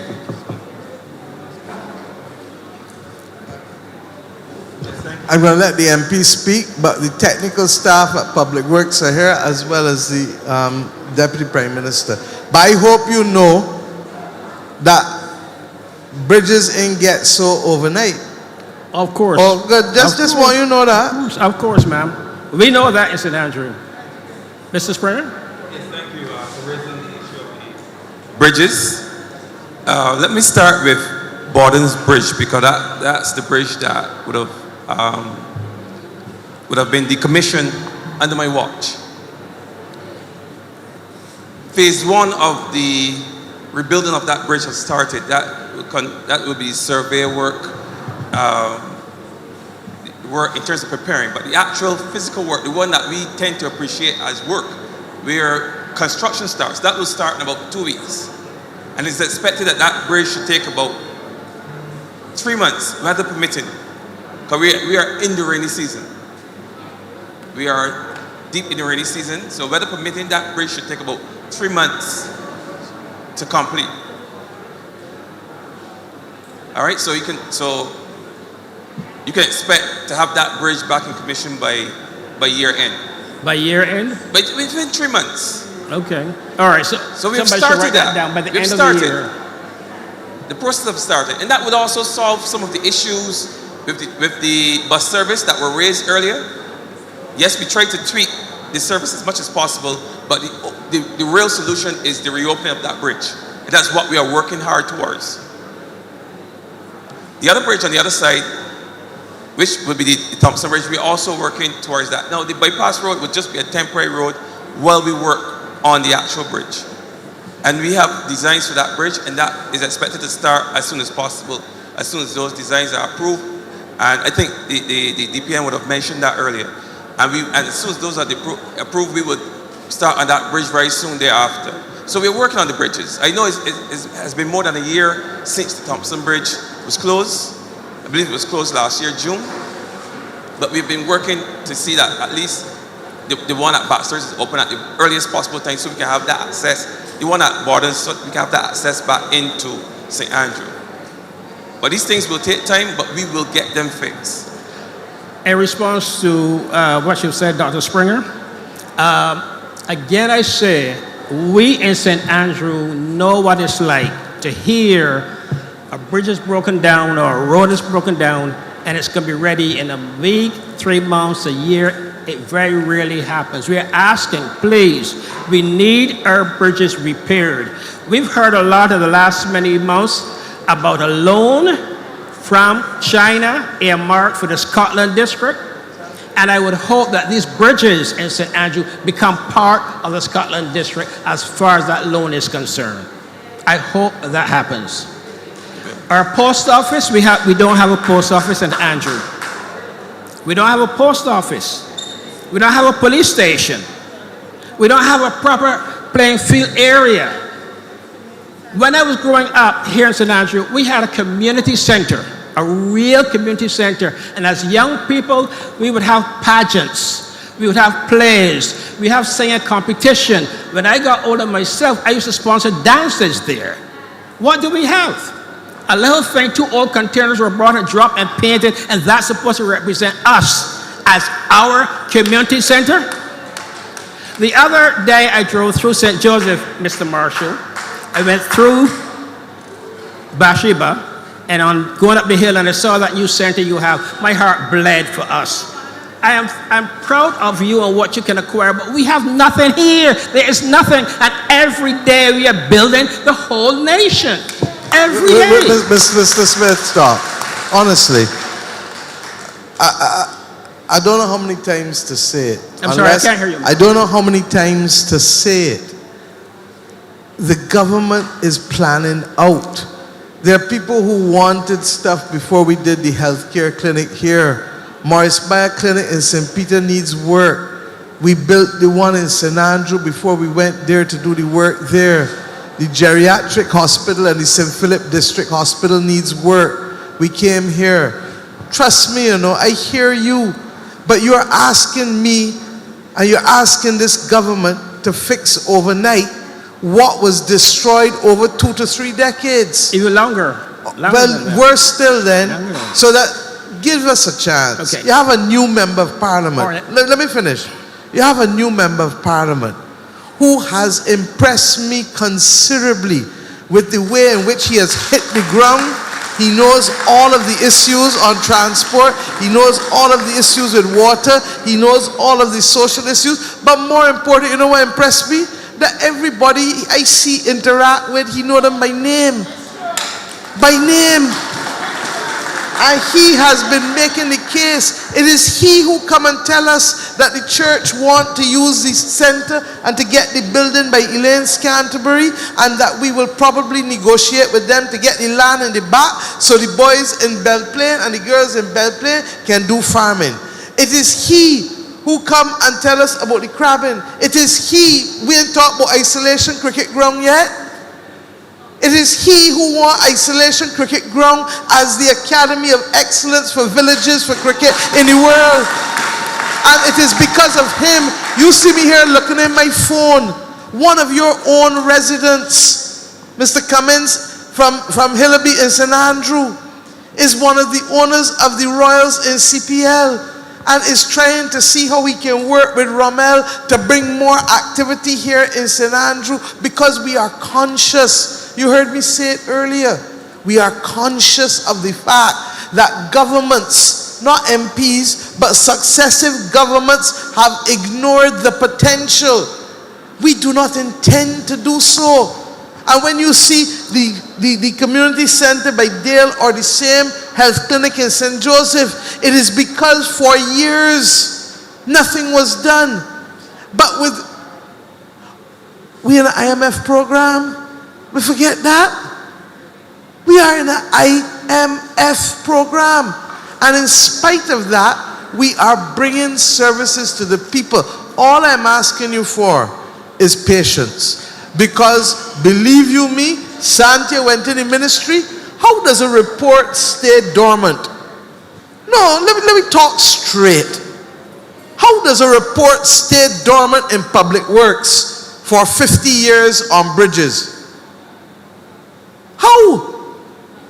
With parishes that suffer from erosion and nobody does anything to put it at the top of the public sector investment program until we come to office and now dealing with it. So I'm saying to you, there are roads that were shut down since independence.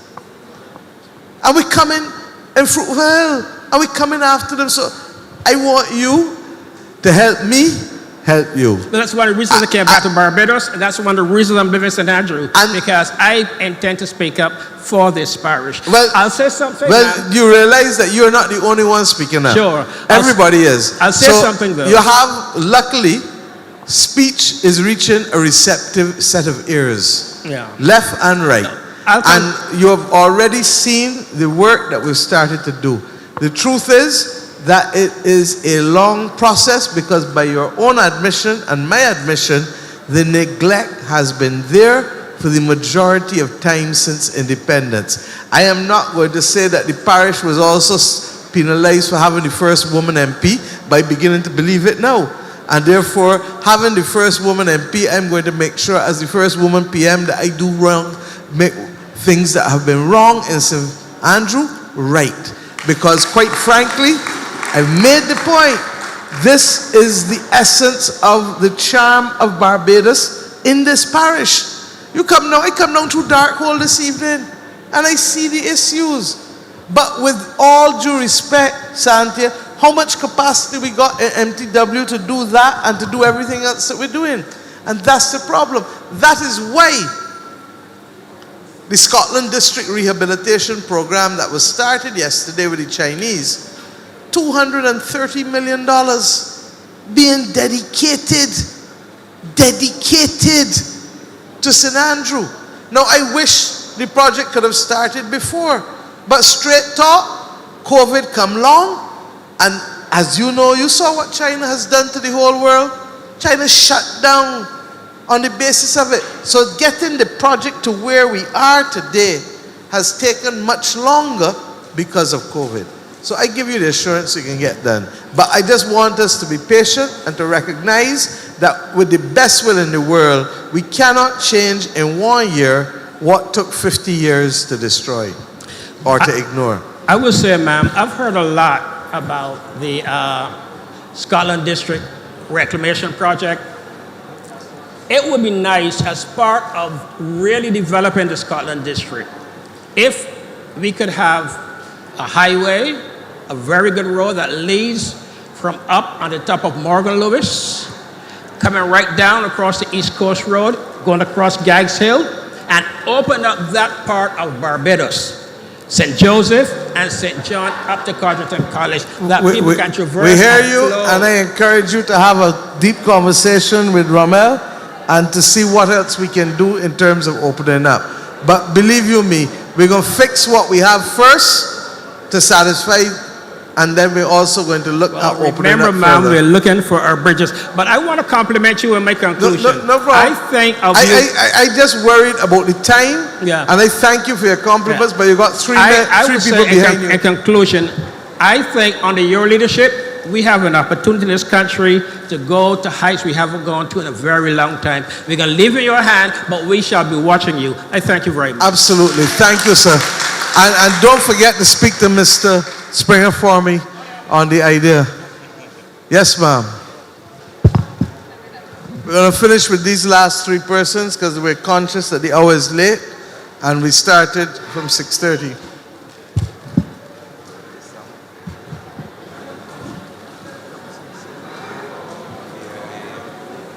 Hi, good evening. My name is Grace Rudder Graham. I am from Hopewell in St. Andrew. I live 2 houses away from Miss Bryan, and I too am having problems with my property. I was advised at one point to get a stabilizing wall, but since the hurricane, they had told me I need gear bills. Someone from the Ministry of Transport and Works came and they said I will have to speak to the soil conservation, which I did several times, but they said there's a waiting list. But in the meantime, my house, especially the bathroom, is actually separating. So much so now it is going into the kitchen. The walls, everything is cracked. We hear you, Ms. Graham. So. And I've already indicated that the Deputy Prime Minister is going to come down and do the site visit with her officials and with soil conservation from the Ministry of Agriculture, because clearly the issue is more than one person. Right. And we're yeah. going to have to treat to it in the same way that we treated to White Hill. Okay? Thank you. I'm hoping to see someone very soon. No. Trust me, when I tell you the Deputy Prime Minister is coming. Okay, okay? thank you. Thank you.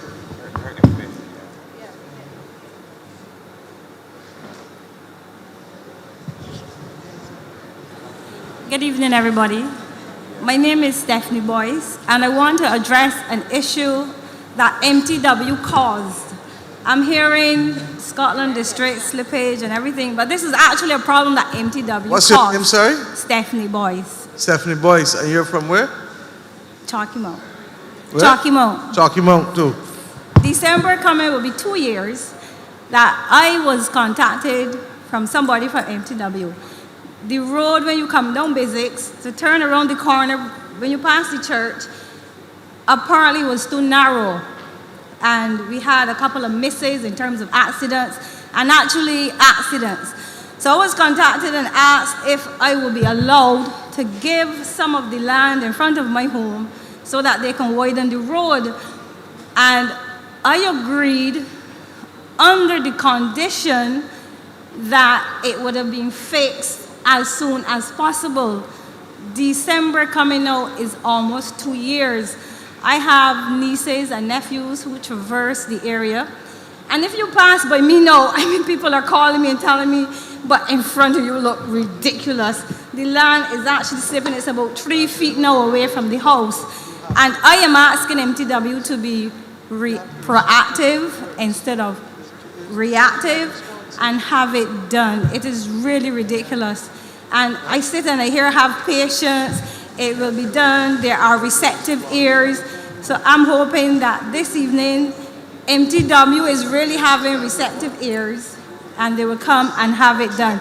The guys, I'm actually having the same issue that Camille is having, and the guys are telling me, but Stephanie, it really looks ridiculous though. I'm saying, don't be telling me it looks ridiculous. I allowed you to take from me so that you can help others in terms of preventing accidents, preventing even death. I allowed that by giving you part of what I had, and now I'm stuck with what is there. It's ridiculous, and I need to have it fixed. And I will insist, Rommel, go and visit and let us resolve it, because if people came to you 2 years ago and did that and nothing has followed through, I apologize on behalf of the government, because it is not right and it is not fair. And I think the DPM is hearing me too. She's now come in and she's going to try to ensure that we follow up on all of these niggling issues, because it's not fair to citizens. That's why these parish meetings have been called, you know, because if I didn't call these meetings, y'all would be grumbling, and nothing get done, and you lose faith in the governance of the country of your birth. Can't happen. And not only that, you actually feel the house rumbling and trembling now when the big trucks pass and the buses and stuff, because the slippage is going closer and closer to the house. So I would like it fixed as a matter of urgency. Thank you. Thank you very much. Right? It's Chalky Mount, right? Yeah, Chalky Mount. Thanks. Yes, no. Good evening. Good evening. Sir. My name is Sherlock Murray. We've been constantly hearing about erosion. Your name is what, sir? Sherlock Murray. Sherlock Murray. Yeah. Continue, sir. Yeah, we've been constantly hearing about erosion, and it's been going on for too long. One of the things that if you look around you will see, and you can see where it's dealt with, and it should be done or spread right away across the parish. I'd like to draw your attention, if you go up what we will call Credon Hill, you will see 11 palm trees between 80 feet and 100 feet, all the way up in the air. You had Elsa, you had a freak storm, and these palms are probably a good 60 years old, so you would know what kind of weather that they would have experienced. So the first question is, palm trees generally function like BRC and concrete. Those roots stick to the ground and hold the soil together. And that is what we in St. Andrew should be preaching across the parish. So that if a person got difficulty with soil, they plant some palm trees. The other thing is that the annual rainfall in Barbados,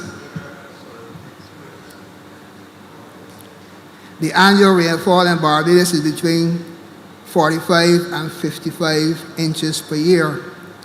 When the rainfall get at 50 inches, St. Andrew is in trouble. You see a lot of landslides, erosion, that kind of thing.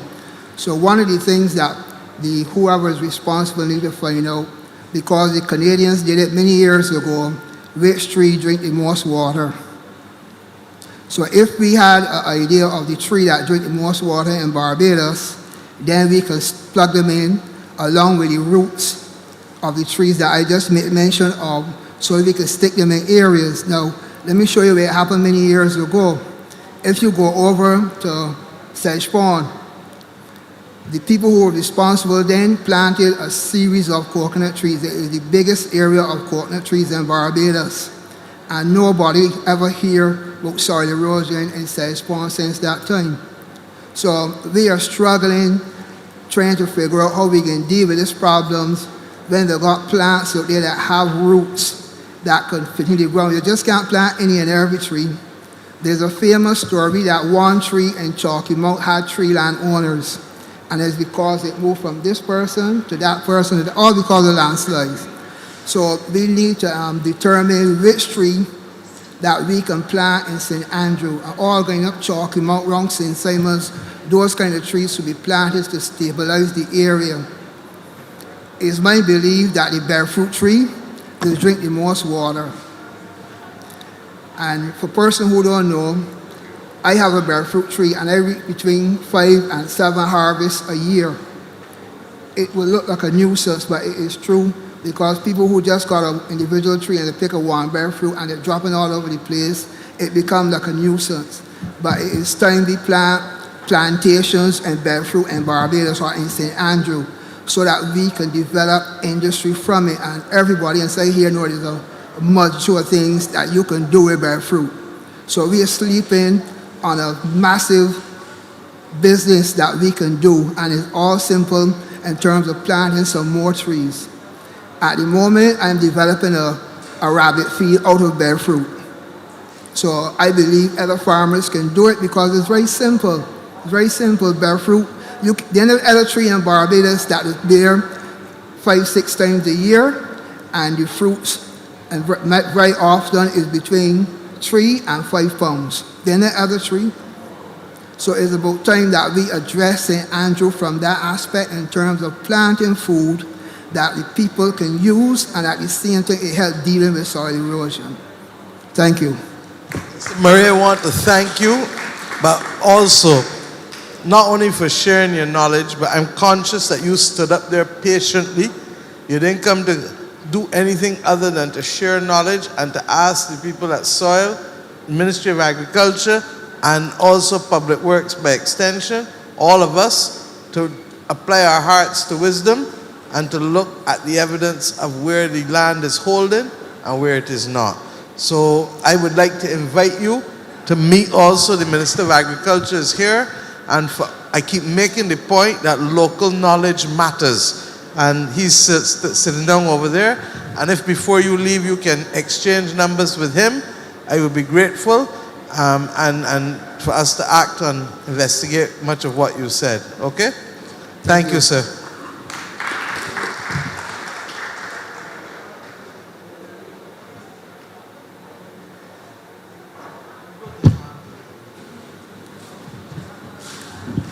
Good night, everyone. Yes, sir. Good night to the panel. My name is Desmond Ward, and I live on the East Coast Road. Everybody talk about agriculture.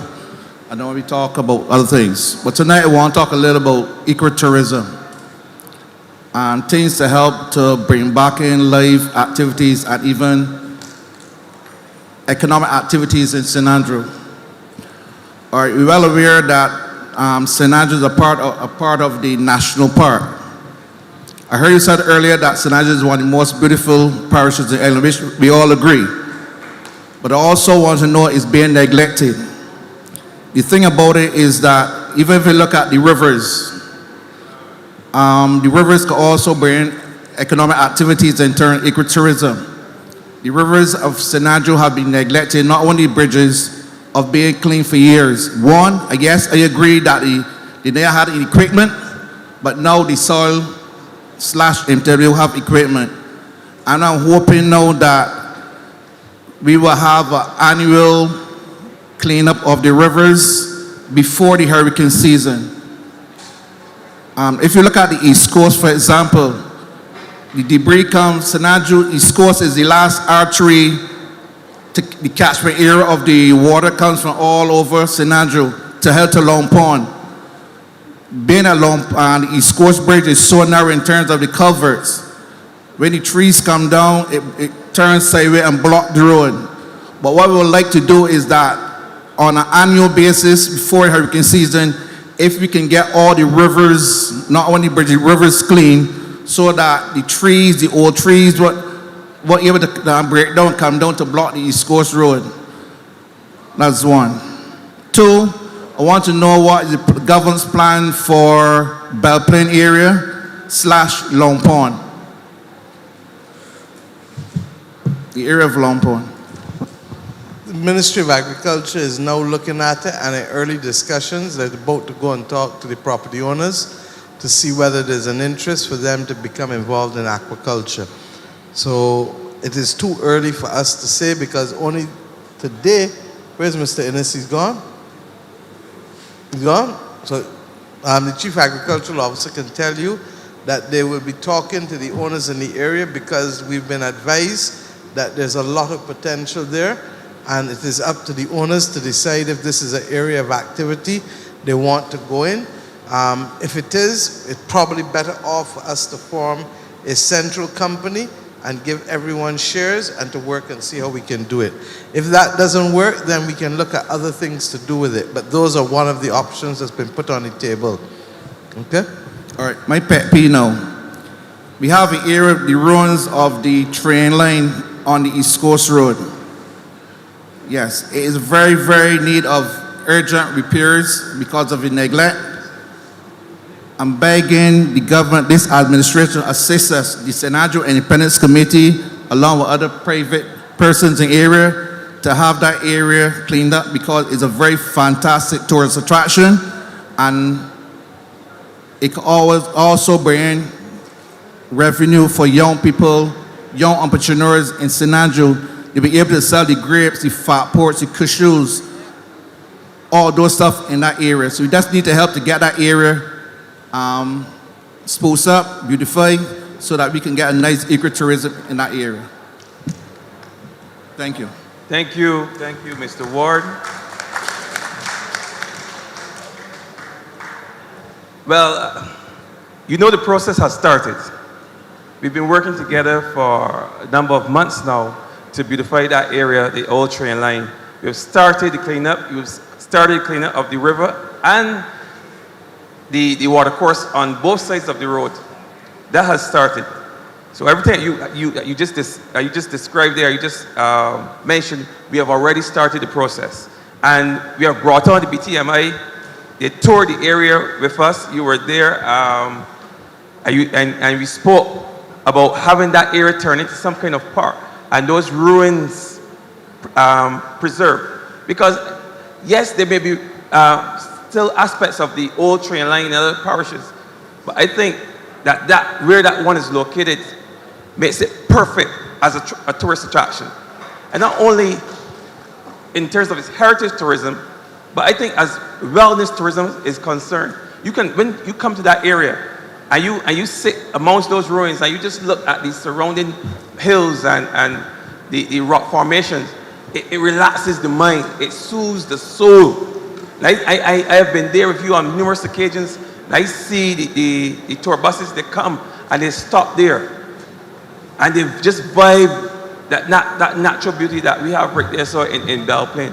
And I know that I've spoken to the tourism minister, I've spoken to BTMI, and we will work together to ensure that place is properly preserved and properly developed as a point in St. Andrew that would benefit not only the tourists, but for all of us in St. Andrew who would like to use that space as a recreational space.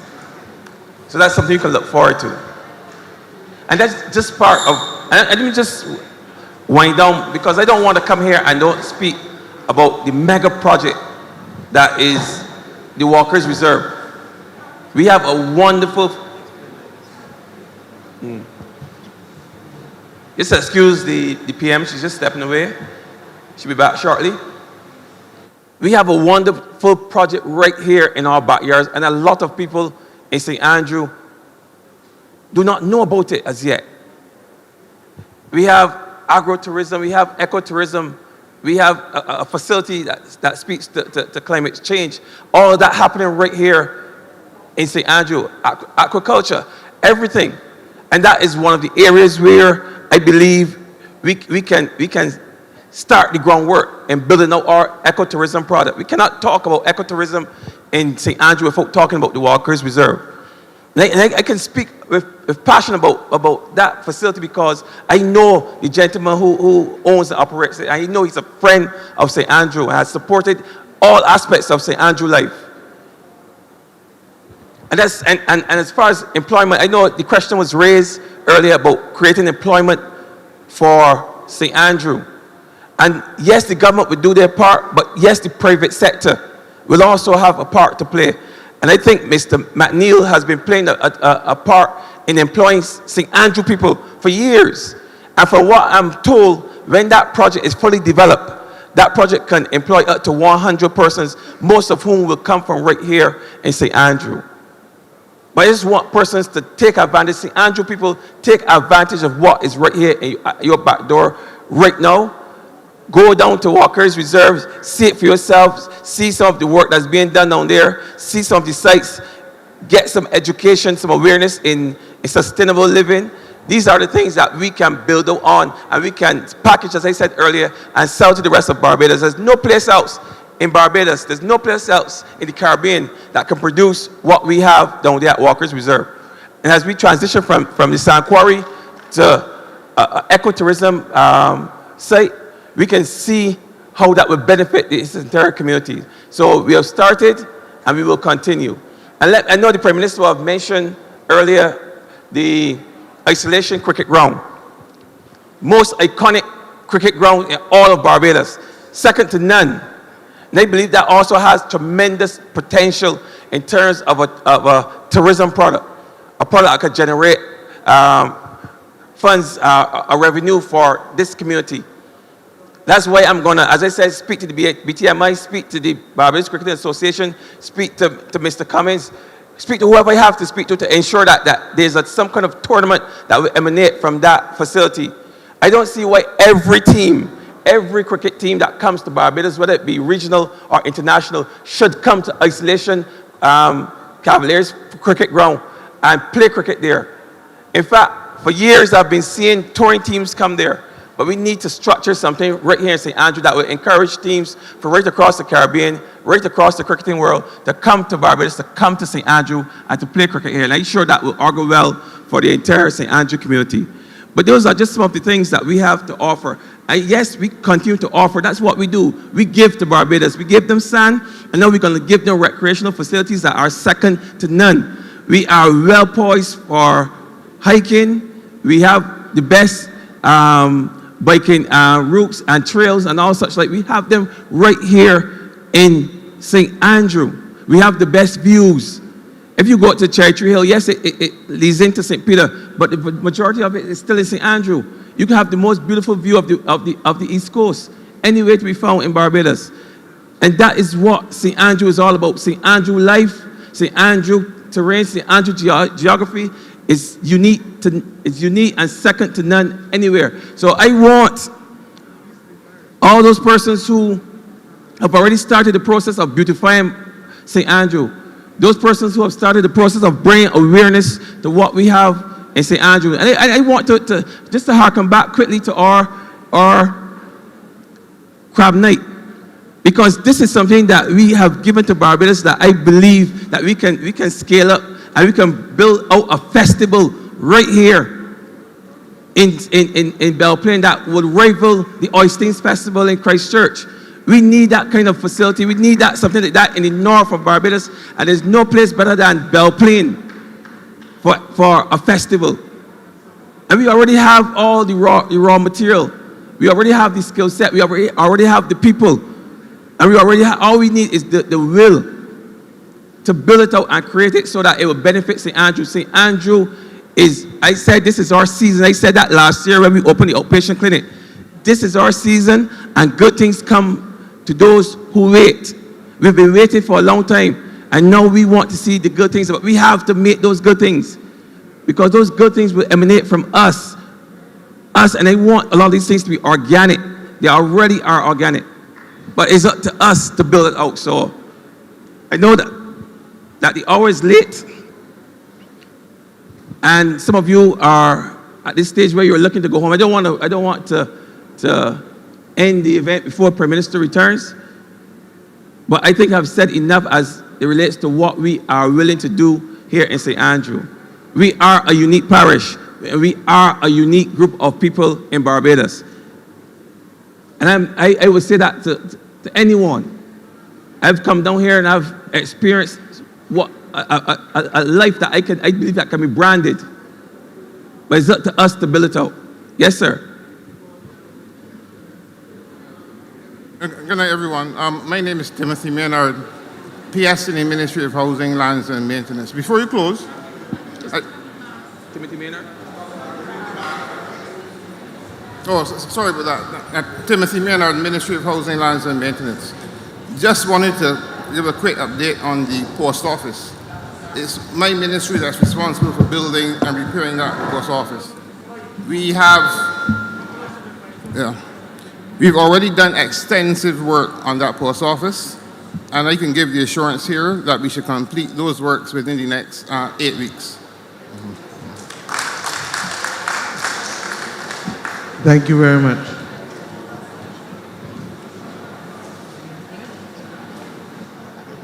Okay. Just to say, as we close tonight, I want to thank the people for St. Andrew for coming out. I want to give you the assurance, believe you me, that we've heard you. But even before we've heard you, we've started the process. That is why when others said don't build back an outpatient clinic in St. Andrew, we ignored and built it back. That is why we've insisted that St. Andrew has to be integrated into the ecotourism product and heritage tourism product of Barbados. And in fact, the Minister of Tourism, and I'm sure Rommel spoke to it with the old railway project.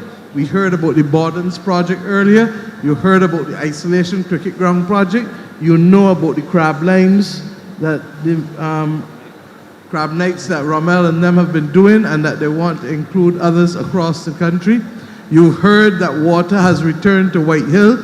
You've heard that we are working on stabilizing and getting the program going, and Santa can report to you. We haven't come to St. Andrew promising a road rehabilitation program. We have come to St. Andrew tonight with a $230 million road rehabilitation program for the Scotland District having started. This government is intent on ensuring that there's fairness and equity across all parishes in this country. But we cannot do what was done in 40, 50 years in 1 year. And I'm not going to fool anybody.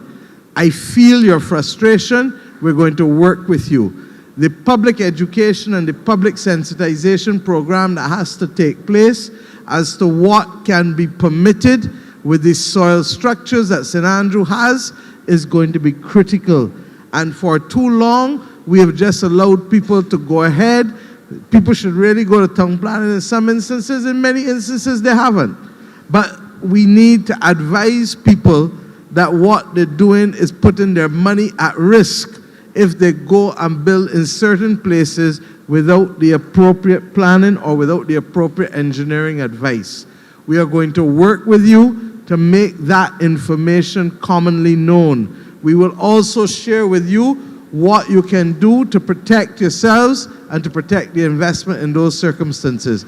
And secondly, we've heard the MP tonight ask for a Scotland District revolving fund for those houses and homeowners who need to be able to put in septic tanks or other things. And I give you the assurance that I will work with the Attorney General and the Ministry of Finance to see how quickly we can put that kind of revolving fund in place that will allow people, one, to buy water tanks, and two, to be able to deal with septic tanks, so to deal with water and wastewater access. And through the Water Authority in a special fund, or we use another mechanism, depends on the advice that the technicians give us when we go back. So my friends, I know that we've come out and that you have engaged. In fact, this is the latest one we've had in the series, but it is clear that we needed to listen to people and to engage with people, and we've done that tonight. And I look forward to continuing to work with you and your Member of Parliament, as well as all of the officials.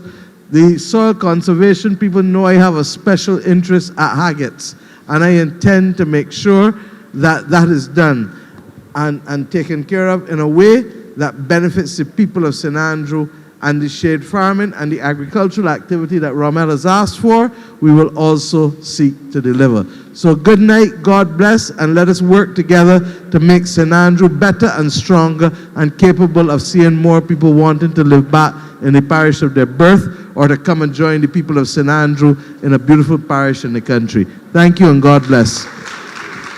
And thank you to the public officials who have stayed late as well. We don't take it for granted. Thank you very much, all of you.